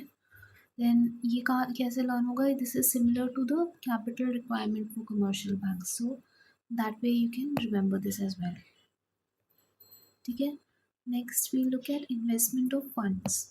So they the commercial banks they cannot invest in stock market and only RBI approved securities may they can be as investing. Whereas when it comes to NBFCs, they can invest in the stock market as well. So mutual funds, insurance, and सब में they can invest. ठीक है। So this is again important that जो commercial bank है दे can not invest in stock market. Next है loan interest rates. So loan interest rates are regulated by RBI, whereas in the case of NBFC, वही हमने पहले पढ़ा ही था in monetary policy वाला chapter, that we have various lending rates like marginal cost of lending rate, then BPLR भी था, ठीक है। उसके basis पे the loan interest rates are regulated by the RBI. When it comes to NBFCs, they are loans are primarily market driven, ठीक है, and it varies by business type, and they are not being regulated or guided by any such benchmark, ठीक है। Next है loan recovery. Loan recovery के लिए the SARFAESI act के under commercial banks have powers to ensure proper loan recovery, whereas NBFCs में only the housing finance NBFCs have powers under the SARFAESI Act, ठीक है। Again this is extremely important, ठीक है। Now customer complaints किसको जाएंगे in case of commercial banks? They will be going to RBI's ombudsman or some other internal ombudsman of the bank itself. Whereas in case of NBFCs also it goes to RBI's ombudsman itself, ठीक है। दोनों में RBI के ombudsman के को ही जाएगा customer complaints. Now सरफाईसी का full form यहाँ पे लिख लेते हैं। इट स्टैंड्स फॉर, यहाँ पे I just right it down, securitization and securitization and reconstruction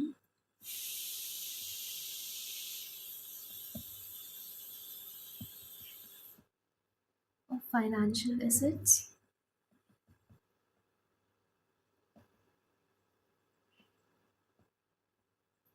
and enforcement of security interest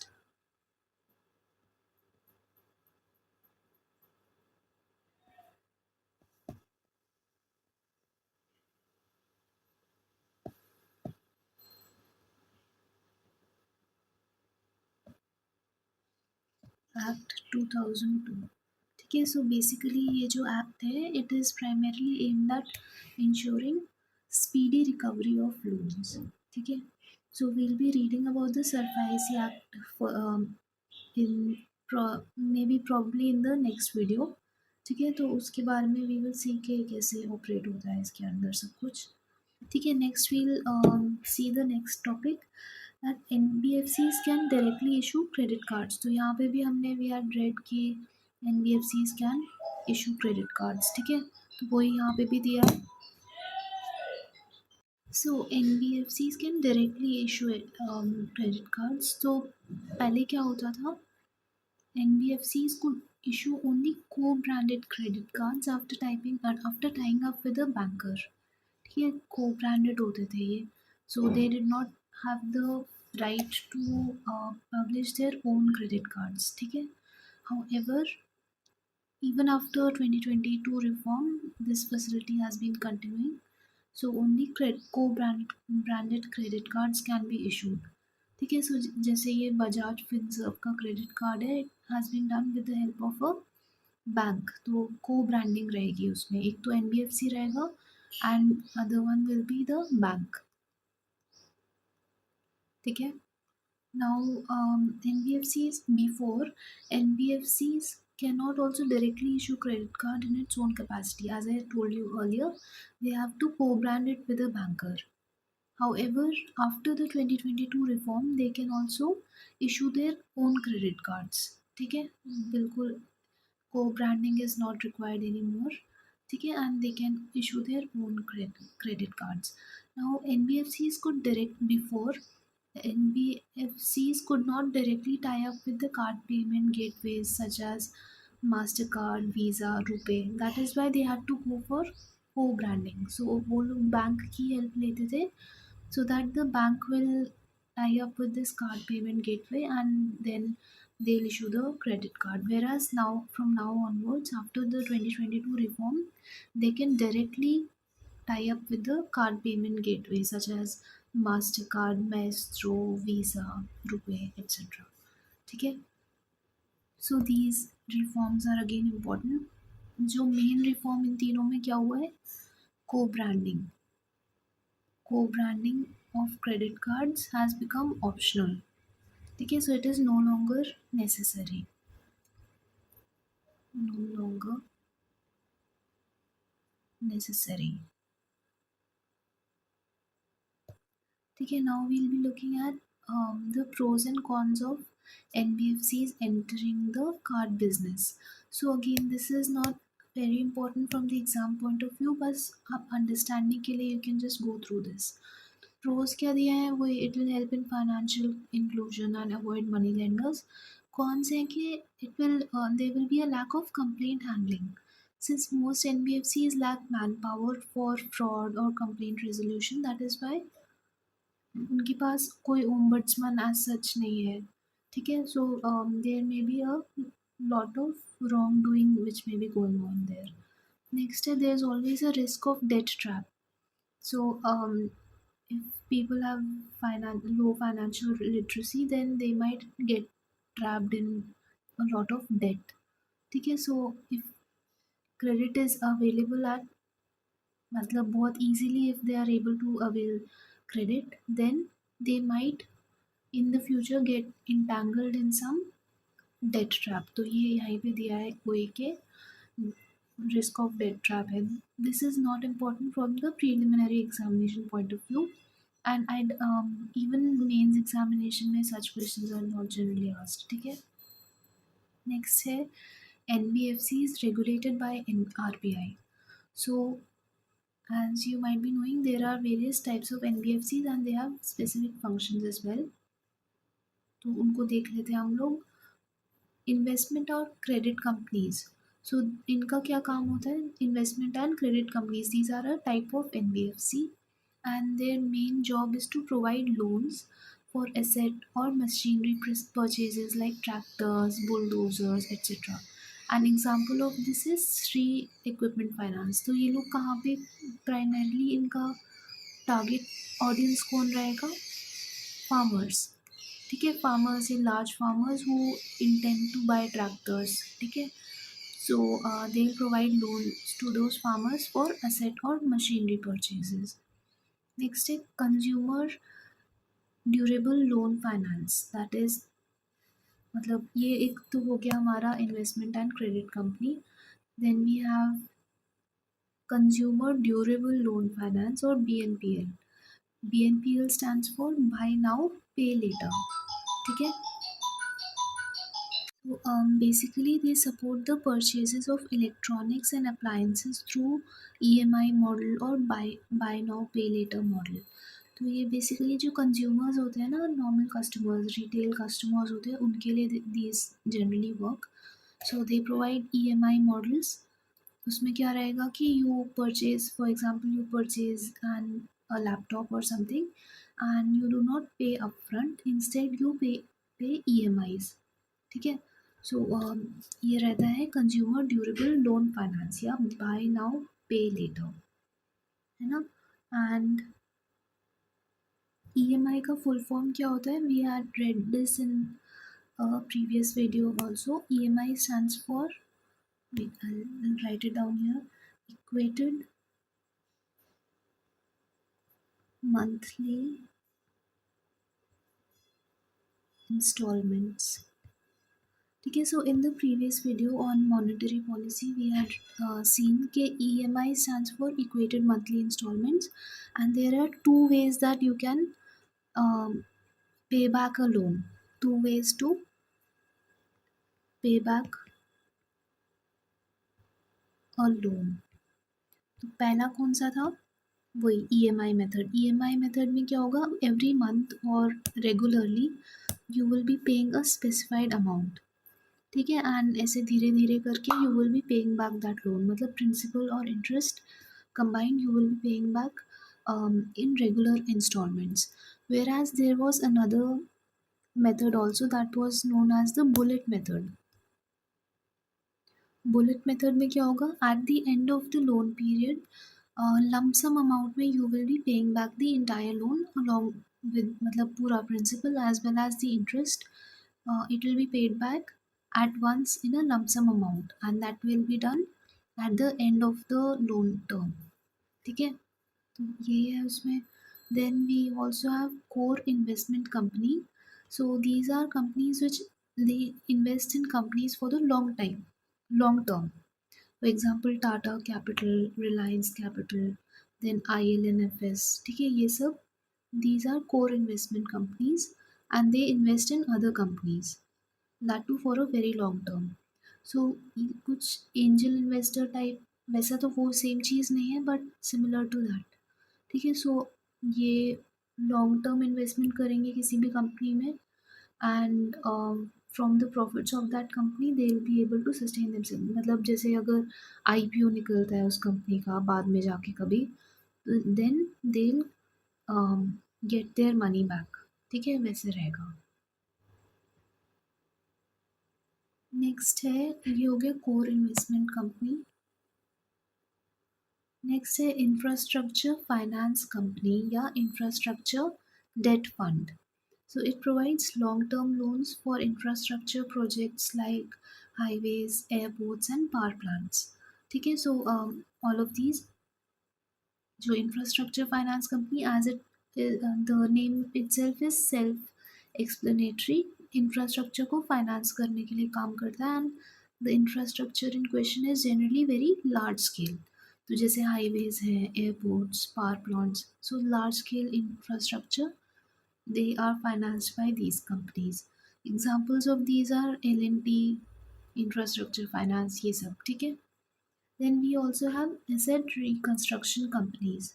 इनका बेसिक काम क्या होता है, कहीं पे भी बैड लोन्स हो जाते हैं ना, फॉर एग्जांपल देखो मैं बताती हूँ आपको, इसमें क्या होगा, ये कोई भी कंपनी है and it got caught in some loan, इनका पूरा बैड लोन हो गया, तो इनका जो कोलैटरल था वो company itself was the collateral. ठीक है, इसने बैंक से लोन लिया था and they could not repay it back and collateral के तौर पे क्या, the entire company was the collateral. तो अभी एसेट रिकंस्ट्रक्शन कंपनी क्या करेगी, ये जो बैंक है जिसने इसको लोन दिया था ना, they will give this company, मतलब they will ask the asset reconstruction company to help in diluting this company. समझ रहे हो आप, जैसे कि अभी ये वाली कंपनी है, कोलैटरल है, मतलब कि बैंक को ये बेचना पड़ेगा, पर ऐसे तो है नहीं कि कोई बनी बनाई कंपनी खरीद लेगा। ठीक है, सो that is when the asset reconstruction company comes in. उनका काम क्या है, पूरा जो ये कंपनी है और उसका कुछ भी, दे will B diluting the entire company. तो ऐसे धीरे धीरे करके, या तो पहले उसका इंफ्रास्ट्रक्चर को किसी को लीज आउट कर दिया, उसके बाद जो मशीनरी है उसको भी either they sell it out और समथिंग लाइक दैट। ठीक है, ऐसे धीरे धीरे करके ARCs जो एसेट रिकंस्ट्रक्शन कंपनीज हैं, उनका यही काम है कि जो बैड लोन्स वाली कंपनीज हैं उनको ये करना, रिकवरी process में they play a major role. ठीक है, so they purchase bad loans from banks and attempts recovery. An example of this is Reliance ARC, Asset Reconstruction Company. ठीक है, next we have factoring companies. इसमें क्या होता है, they lend short term money against invoices और accounts receivable. So ये क्या होता है, invoices और account receivable basically refers to bill. देखो क्या होगा, सपोज मेरा गारमेंट फैक्ट्री है, कोई कपड़े बनाने की फैक्ट्री है मेरे पास। ठीक है, गारमेंट्स, आई सेल गारमेंट्स। ठीक है, तो क्या करा, एक कोई कस्टमर आया, large scale customer, and they have I have sold nearly से 50 लाख रुपीज़ का मैंने, sorry 50 lakh rupees worth of garments I have sold to company A, but they have not yet given me the payment. ठीक है, payment नहीं किया अभी, पर मैंने 50 लाख का बेच दिया उनको। So they will I will be giving them a bill और एन इनवॉइस। ठीक है, तो मेरे पास बिल या इनवॉइस है, रिटन डॉक्यूमेंट है कि मैंने इनको 50 लाख लाख का सामान बेचा है and they have to return that money to me, मतलब they have to pay that much amount of money to me. ठीक है, नाउ अभी इनके पास अगर कभी कैश क्रंच आ गया and they want money instantly, और ये वाले जो लोग हैं इनका भी पेमेंट में देयर इज सम टाइम, तो ये क्या कर सकते हैं, they can go to this factoring company के पास जाके बोलेंगे कि ये लो, ये बिल ले लो आप, keep this as a collateral. ठीक है, कोलैटरल जैसे आप ये बिल रख लीजिए एंड गिव मी जितना भी 25 lakhs worth of loan, and in case I'm not able to pay it, then you can use this collateral को dilute कर लेना आप। ठीक है, तो ये काम है इनका, factoring companies, they lend short term money against invoices और अकाउंट्स रिसीवेबल। सो समझ गए ना आप, ये I have explain this via this diagram, and examples of these are IFSI factors, Siemens factoring. ठीक है, फैक्टरिंग कंपनी इसको बोलते हैं।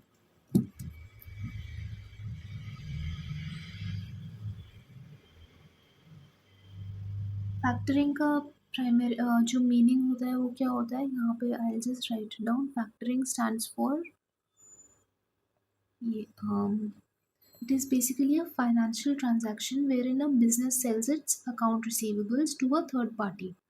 ठीक है, मतलब कि वही है, फैक्टरिंग का मतलब यही है जो यहाँ पे दिया है ना, कि अपना बिल जो है उसको किसी और को बेच देना। बिल या जो अकाउंट्स रिसीवेबल बोलते हैं, bill is just a very informal term. Accounts receivable मतलब कि अकाउंट में जितना पैसा आना है उसका डॉक्यूमेंट, कि इतना पैसा आ जाना चाहिए, मतलब आना चाहिए in future, this company owes this much money to me. ठीक है, जैसे एक ओन्स ओज 50 लाख रुपीज़ टू मी, तो उसका एक मेरे पास डॉक्यूमेंट रहेगा, उसको अकाउंट रिसीवेबल बोलेंगे। उस डॉक्यूमेंट को I can sell it to someone else and get money instantly. ठीक है, क्योंकि ऐसा रहेगा कि इसको पैसा देने का क्या पता 1 साल के बाद पैसा देना हुआ इसको, ऐसा कोई भी हमने अग्रीमेंट बनाया होगा कि I will be selling 50 lakh rupees of 50 lakh rupees का garments to you and you can pay the money to me after 1 year और सो, ऐसा कोई अगर कॉन्ट्रैक्ट होगा मेरा। पर अगर मेरे को बीच में अभी से पैसा चाहिए, सो क्या करेंगे, मैं I will take that accounts receivable, I'll take that document, give it to someone else or sell it to someone else, or I can also get a loan on that। ठीक है, उसको बोलते हैं फैक्टरिंग कंपनी जो ये सब काम करते हैं।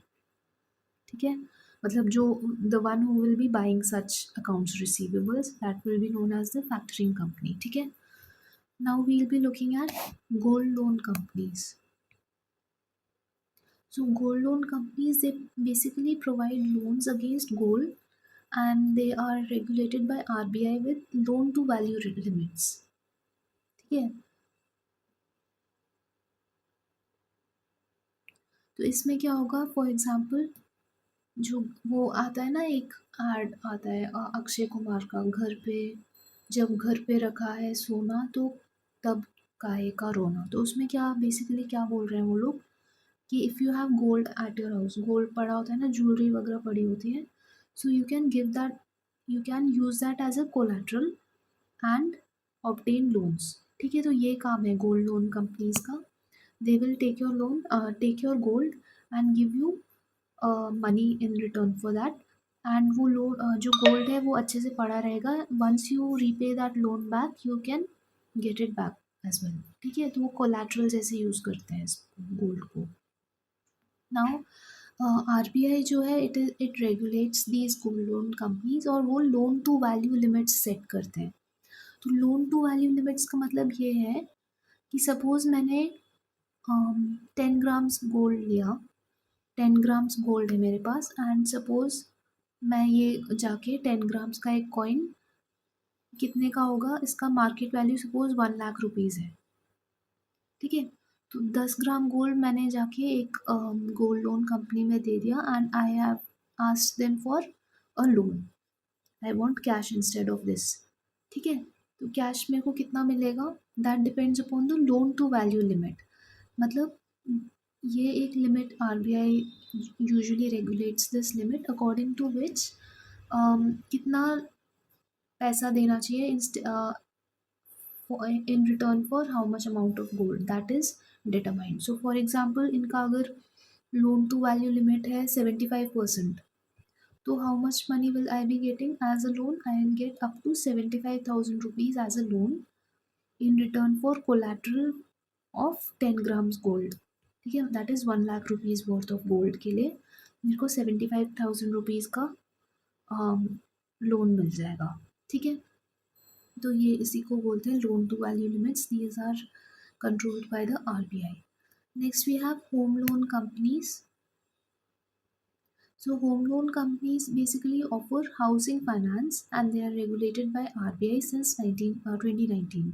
So examples of these are DHFL, Muthoot Housing Finance, ये सब। ठीक है, सो होम लोन कंपनीज वो बहुत ही सेल्फ एक्सप्लेनेटरी है, हाउसिंग फाइनेंस के लिए यूज़ करते हैं, हेल्प करते हैं, and they are regulated by RBI. Next है micro finance institutions.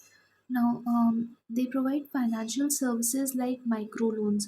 So the name itself is self-explanatory here. Microfinance मतलब very small funds, very small loans, ये सब provide करते हैं. So they are used for services like microfinance loans, micro savings and micro insurance to low income households.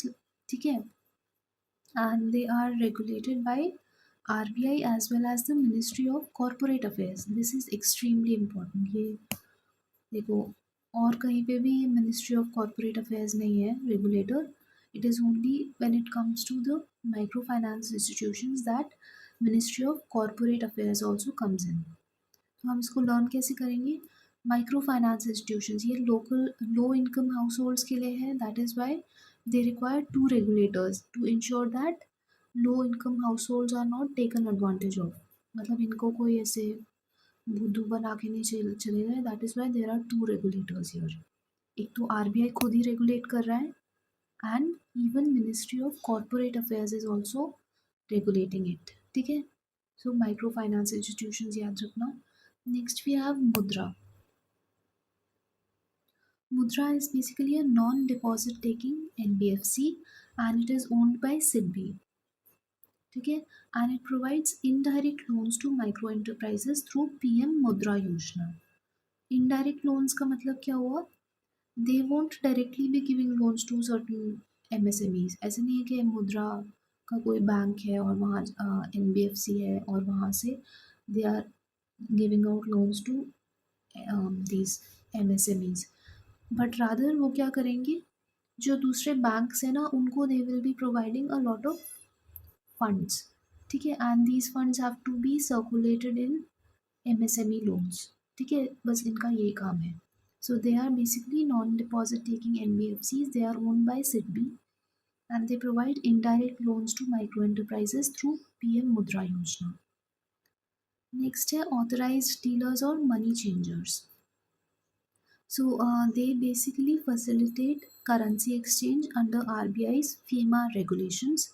Both banks and NBFCs can obtain licenses for these. ठीक है, तो ये भी important है. मनी चेंजर्स और authorised dealers वो currency exchange का काम है under RBI's foreign exchange management act regulation में आते हैं.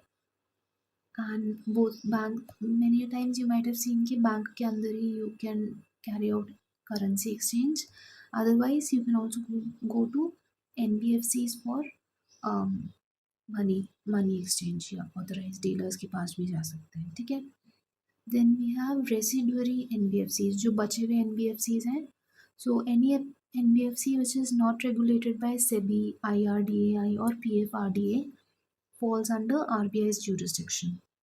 ठीक है, so here we read about all the NBFCs which are regulated by RBI. ठीक है, उसके बाद में हम लोग देखेंगे कि जो सेबी IRDAI और PFRDA को रेगुलेट करता है उनके वो वाले NBFCs को बाद में देखेंगे. ठीक है, next we will be looking at fintech companies. So again fintech companies are being regulated by RBI itself. Fintech का फुल फॉर्म होता है फाइनेंशियल टेक्नोलॉजी. ठीक है,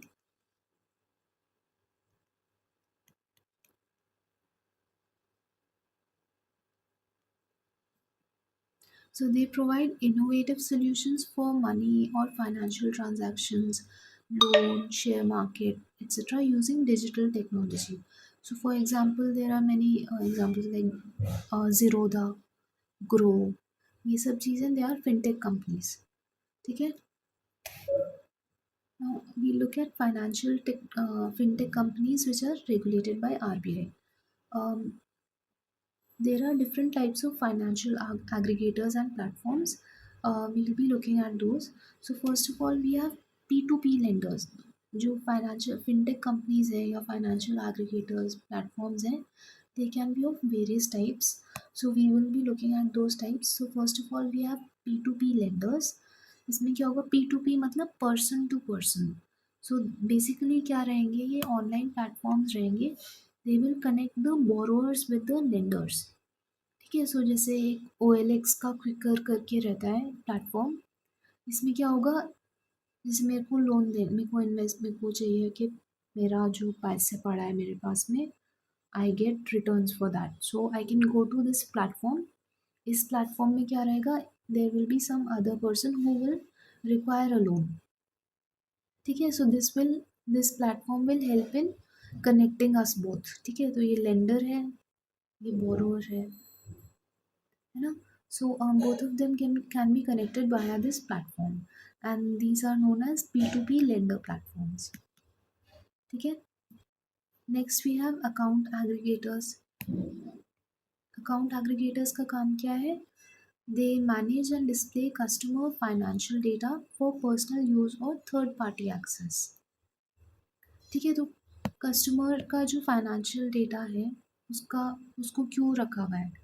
primarily this is used by lending companies या किसी को क्रेडिट कंपनी होगा ना जो लोन देना चाहेगा. They want such information because they want to ensure कि जिसको हम लोन दे रहे हैं that person has good financial background. ठीक है. उन्होंने they have been returning their loans properly. उनका सब कुछ बढ़िया है ना. वो सब इंश्योर करने के लिए these lending companies they go for they look for customer financial data. See, ठीक है. And this customer financial data is being provided by account aggregators. ठीक है. Next we also have loan aggregators.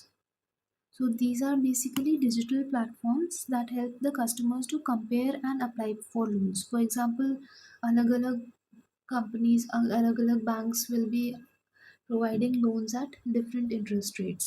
ठीक है. So there will be a common platform. कोई भी website रहेगी उसमें बहुत सारे जो बैंक्स हैं या NBFCs हैं उनका लोन रेट्स दिया रहेगा and conditions will also be given so you can make an informed decision. ठीक है. So however they lack proper grievance redressal and RBI is working on the regulations. ठीक है. लोन एग्रीगेटर का काम यही है कि एक जगह पे डिफरेंट लोन्स का इंफॉर्मेशन दे देगा वो. Next we also have payment aggregators. Payment aggregators basically facilitate payments for sellers by providing integrated payment solutions. So example है रेजर पे. तो इनका रेजर पे अगर आपने देखा होगा इफ़ यू पे फॉर सम ऑनलाइन कोचिंग या कोई भी कोर्स के लिए ऑनलाइन कोई भी कोर्स के लिए पे करते हैं तो कई बार आता है कि रेजर पे पावर्ड बाय रेजर पे है ना. तो इनका काम क्या है? कोई भी वेबसाइट में they will integrate a payment solution. ठीक है. तो मेरे पास अगर I have made a website and I want to sell a course. If I want to sell a course then what will I do? I use Razorpay. ठीक है. तो इसके उससे क्या होगा? A payment system will be incorporated into my website and then I can वही मैं अपना कोर्स के लिए आई कैन गेट मनी. मतलब I can make people enrol in my course. ठीक है. वैसे रहता है. So these support various payment modes like credit cards, UPI, net banking, etc. Next we have mobile wallet apps. So basically वही है digital payment apps हैं जो जिससे quick transactions हो जाए. पेटीएम, फ़ोन पे ये सब है ना. So these are the financial aggregators which are regulated by RBI. ठीक है। Next we will be looking at digital lenders. So do not look at this numbering, this is wrong here. यहाँ पे बस टाइपोग्राफिकल एरर है, वैसे ये 1 2 3 ठीक है. तो डिजिटल लेंडर्स को देख लेते हैं. RBI has classified digital lenders into 3 groups. So according to RBI, there are 3 types of digital lenders. First of all, they are talking about loans which are regulated by RBI. Then there are loans which are regulated by other bodies, and third है unregulated loans. ठीक है. तो loans regulated by RBI में क्या क्या आ जाएगा, वही bank loans है ना, P2P लेंडर्स वाले लोन्स जो ऊपर एनबीएफसी जो which are under RBI's regulation, all of those loans also will be included in this category. ठीक है. नेक्स्ट है loan regulated by other bodies. So examples of these could be venture capital funds. ये कौन regulate करते हैं, SEBI. Venture capital fund basically क्या होता है, कोई भी कंपनी है, न्यू कंपनी है, they would require a lot of capital, है ना, कैपिटल चाहिए और फंड्स चाहिए, पैसा चाहिए. So they how will they raise this money, they will go to venture capitalists.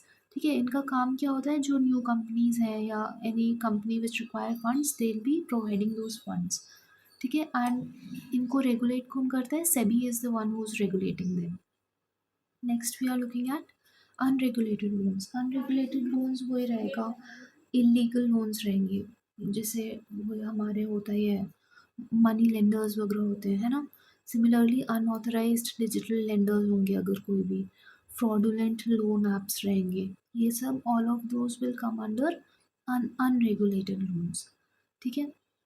So that is all for this topic. Next,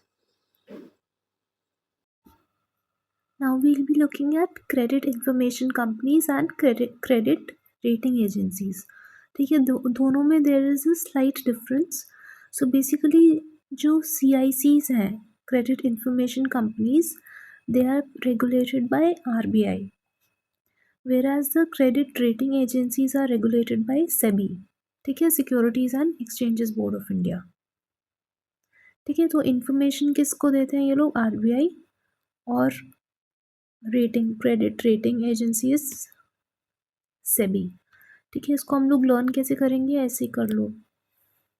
देखो, credit information company, तो information किसको देनी पड़ती है, आरबीआई को.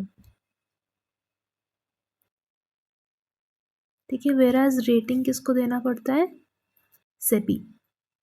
बस ऐसे करके लर्न कर लेंगे.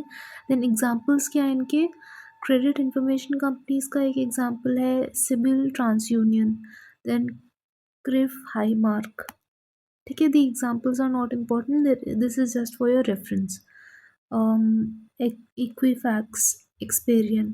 ठीक है. ये सारे हैं क्रेडिट इंफॉर्मेशन कंपनीज. फिर क्रेडिट रेटिंग एजेंसीज, तो there are various very famous ones. तो स्टैंडर्ड एंड पुअर्स, ये सब आपने नाम सुना होगा, मूडीज, क्रिसिल, केयर, इक्रा. ठीक है. ICRA बोलते हैं. So all of these are credit rating agencies. So CIC का काम क्या होता है, credit worthiness of an individual find out करना.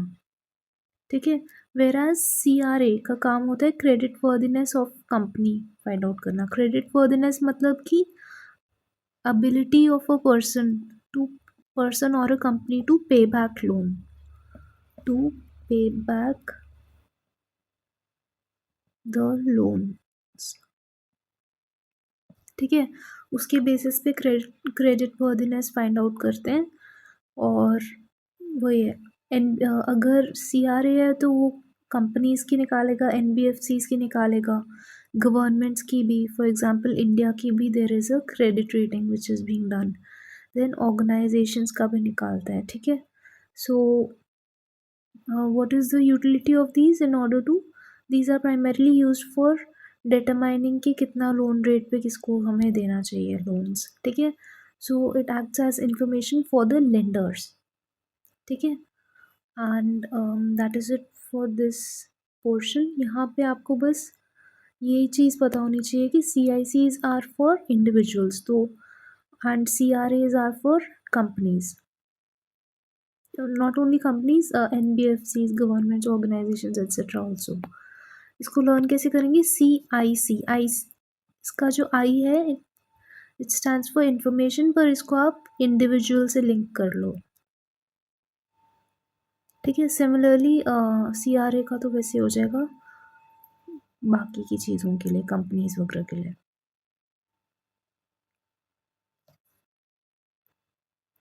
Now we'll be looking at all the NBFCs which are regulated by SEBI, ठीक है। तो अभी हमने पहले ऊपर देखा था NBFCs which were regulated by RBI. Now we'll be looking at all of them which are regulated by SEBI. SEBI stands for Securities and Exchanges Board of India, ठीक है। ये पूरा हमारा जो स्टॉक मार्केट वगैरह है, it is the main regulator of that, ठीक है। नाउ सबसे पहले we have stock brokers.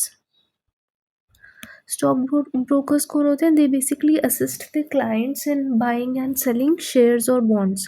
So for example ये मोतीलाल ओसवाल है, शेर खान, इंडिया बुल्स, ये सब they help the customer to buy and sell shares, ठीक है। एंड नेक्स्ट है discount brokers. These are basically online platforms with lower fees than traditional brokers. For example, we have Zerodha, Upstocks, Grow. All of these are examples of discount brokers. ठीक है? They operate via mobile apps with minimal physical infrastructure. ठीक है? Then we have mutual funds.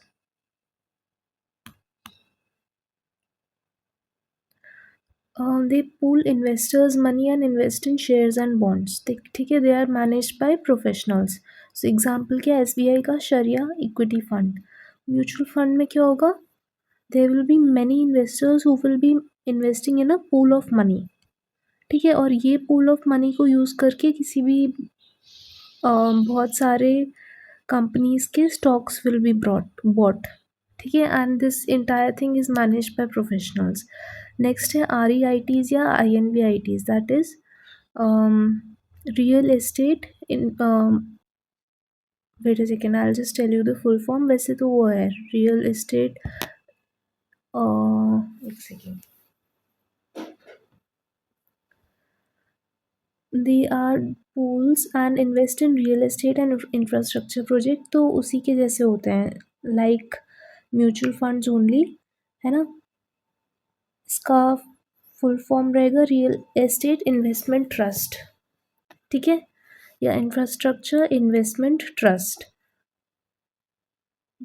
दे एक वही again pool of money will be made, ठीक है। बहुत सारे इन्वेस्टर्स के पैसे लेके pool of money is made and then this money is used to invest in certain infrastructure और रियल एस्टेट प्रोजेक्ट, ठीक है।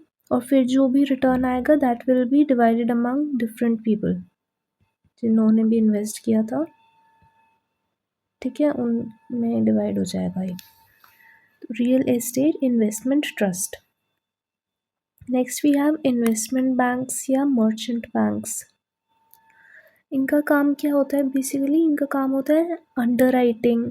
जैसे if they want, if certain company wants to come up with their IPO, तब उनको काफ़ी सारी चीज़ें करनी पड़ती हैं and that entire process is known as underwriting, है ना। ये सब करना, then merger of companies, acquisition, wealth management, ठीक है, ये सब चीज़ें करने वाली जो कंपनीज होते हैं they are known as the investment banks और मर्चेंट बैंक्स, ठीक है। So examples of these are Kotak Mahindra, Citigroup, Morgan Stanley, ठीक है।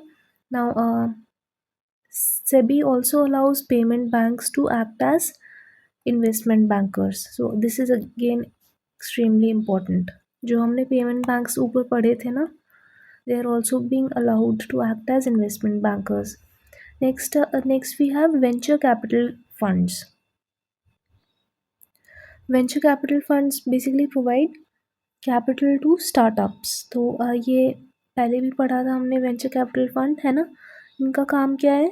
कोई भी स्टार्टअप है, startup will require certain funds, है ना। तो in order to get those funds they will be going to venture capitalists.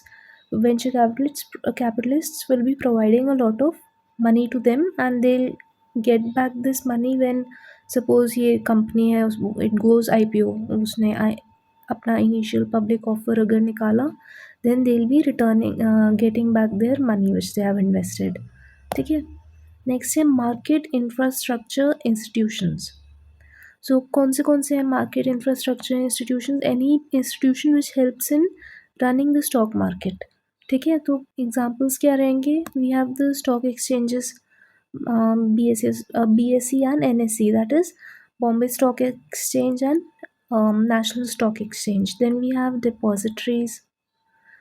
Depositories क्या होता है इनके पास? They'll be having securities. They'll be storing all the securities in demat accounts. ठीक है, digitally they store securities in demat accounts. ठीक है, demat मतलब dematerialised उसका अकाउंट रहता है. Then clearing house is also present. They basically settle trades by transferring money and securities between buyers and sellers. So suppose किसी ने कोई stock bye करा है, तो किसी ने सेल करा होगा तभी दूसरे ने बाय करा है ना, सेकेंडरी मार्केट रहेगा ये क्योंकि. ठीक है, तो उसमें clearing house will play a major role in transferring the money and securities between these buyers and the sellers. ठीक है, so these are the market institutions.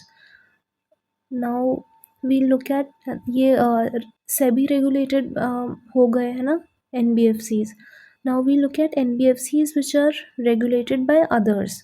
So for example अगर IRDAI से, IRDAI का फुल फॉर्म क्या है? Insurance regulatory and development authority of India. ठीक है, so it is a regulator of the insurance sector in our country. ठीक है, तो वो उसको देख लेते हैं कि it regulates life and general insurance companies, example LIC, HDFC life, ये सब.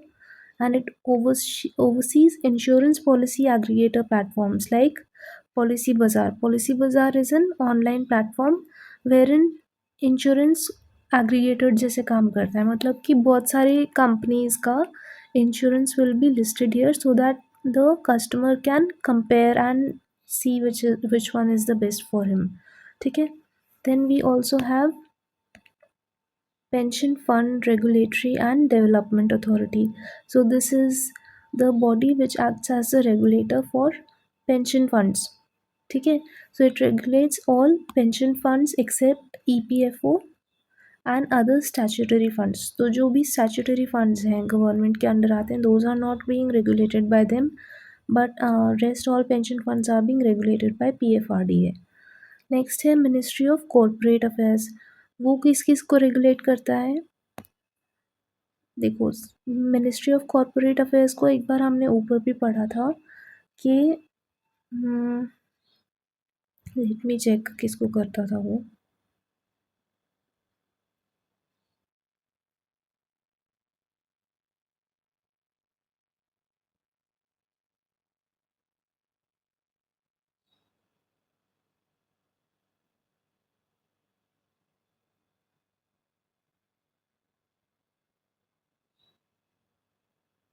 आई have to come back to it. फिर मैं बताती हूँ कि मिनिस्ट्री ऑफ कॉरपोरेट अफेयर्स का हमने पहले एक बार पढ़ा था इसमें ऊपर ही कि एक और चीज़ को इट रेगुलेट्स. ठीक है, I will come back to it after we complete the topic नीचे. ठीक है, तो पहले उसी को देख लेते हैं. मिनिस्ट्री ऑफ कॉरपोरेट, हाँ यही था, माइक्रो फाइनेंस कंपनीज. ठीक है, माइक्रो फाइनेंस कंपनीज को भी रेगुलेट करता है ministry of corporate affairs. Apart from that it also regulates Nidhi companies. ठीक है, तो निधि कंपनीज क्या होती हैं? They are basically mutual benefit clubs where only members can borrow. ठीक है, यहाँ पे अच्छे से पढ़ लेते हैं. कोऑपरेटिव बैंक्स टाइप कुछ चीज़ होती है Nidhi company, but it exactly is not a cooperative bank. इसमें बेसिकली चार पांच लोग नहीं, थोड़े से मेंबर्स का ग्रुप रहेगा, and only the members are the persons who can borrow from these companies. ठीक है, तो एग्जांपल्स क्या है? साउथ मद्रास बेनिफिट फंड, माबिन Nidhi limited etcetera. Then there are micro finance companies also. तो मैंने बताया था ऊपर के since micro finance is for very small sums of money and it usually lends money to the lower income sections, that is why it comes under Ministry of Corporate Affairs as well as RBI's regulation। ठीक है, क्योंकि बहुत कम amount कर रहे हैं ये and they'll be giving money to the lower income sections। तो in order to ensure that कुछ wrong doing ना हो उन sector के साथ, that is why two regulators are present। Then we have State Registrar of Chit Funds। So again, State Registrar of Chit Funds is also being regulated by the Ministry of Corporate Affairs। ठीक है, it regulates chit funds which is a collective investment scheme। So example क्या है, वो Shri Ram chit fund. ठीक है, next we look at shadow banking. NBFCs के under आता है ये टॉपिक। सो जो नॉर्मल बैंकिंग एक्टिविटीज़ है उससे हल्का सा कुछ डिफरेंस आएगा ना, उसको हम लोग शैडो बैंकिंग बोलेंगे। So shadow banking includes financial activities and institutions which operate outside traditional commercial banks. ठीक है, so they are not fully regulated by the RBI and they raise funds by borrowing from different banks, issuing commercial papers and issuing bonds। ठीक है, so they are slightly different to normal banks and they are not regulated by RBI।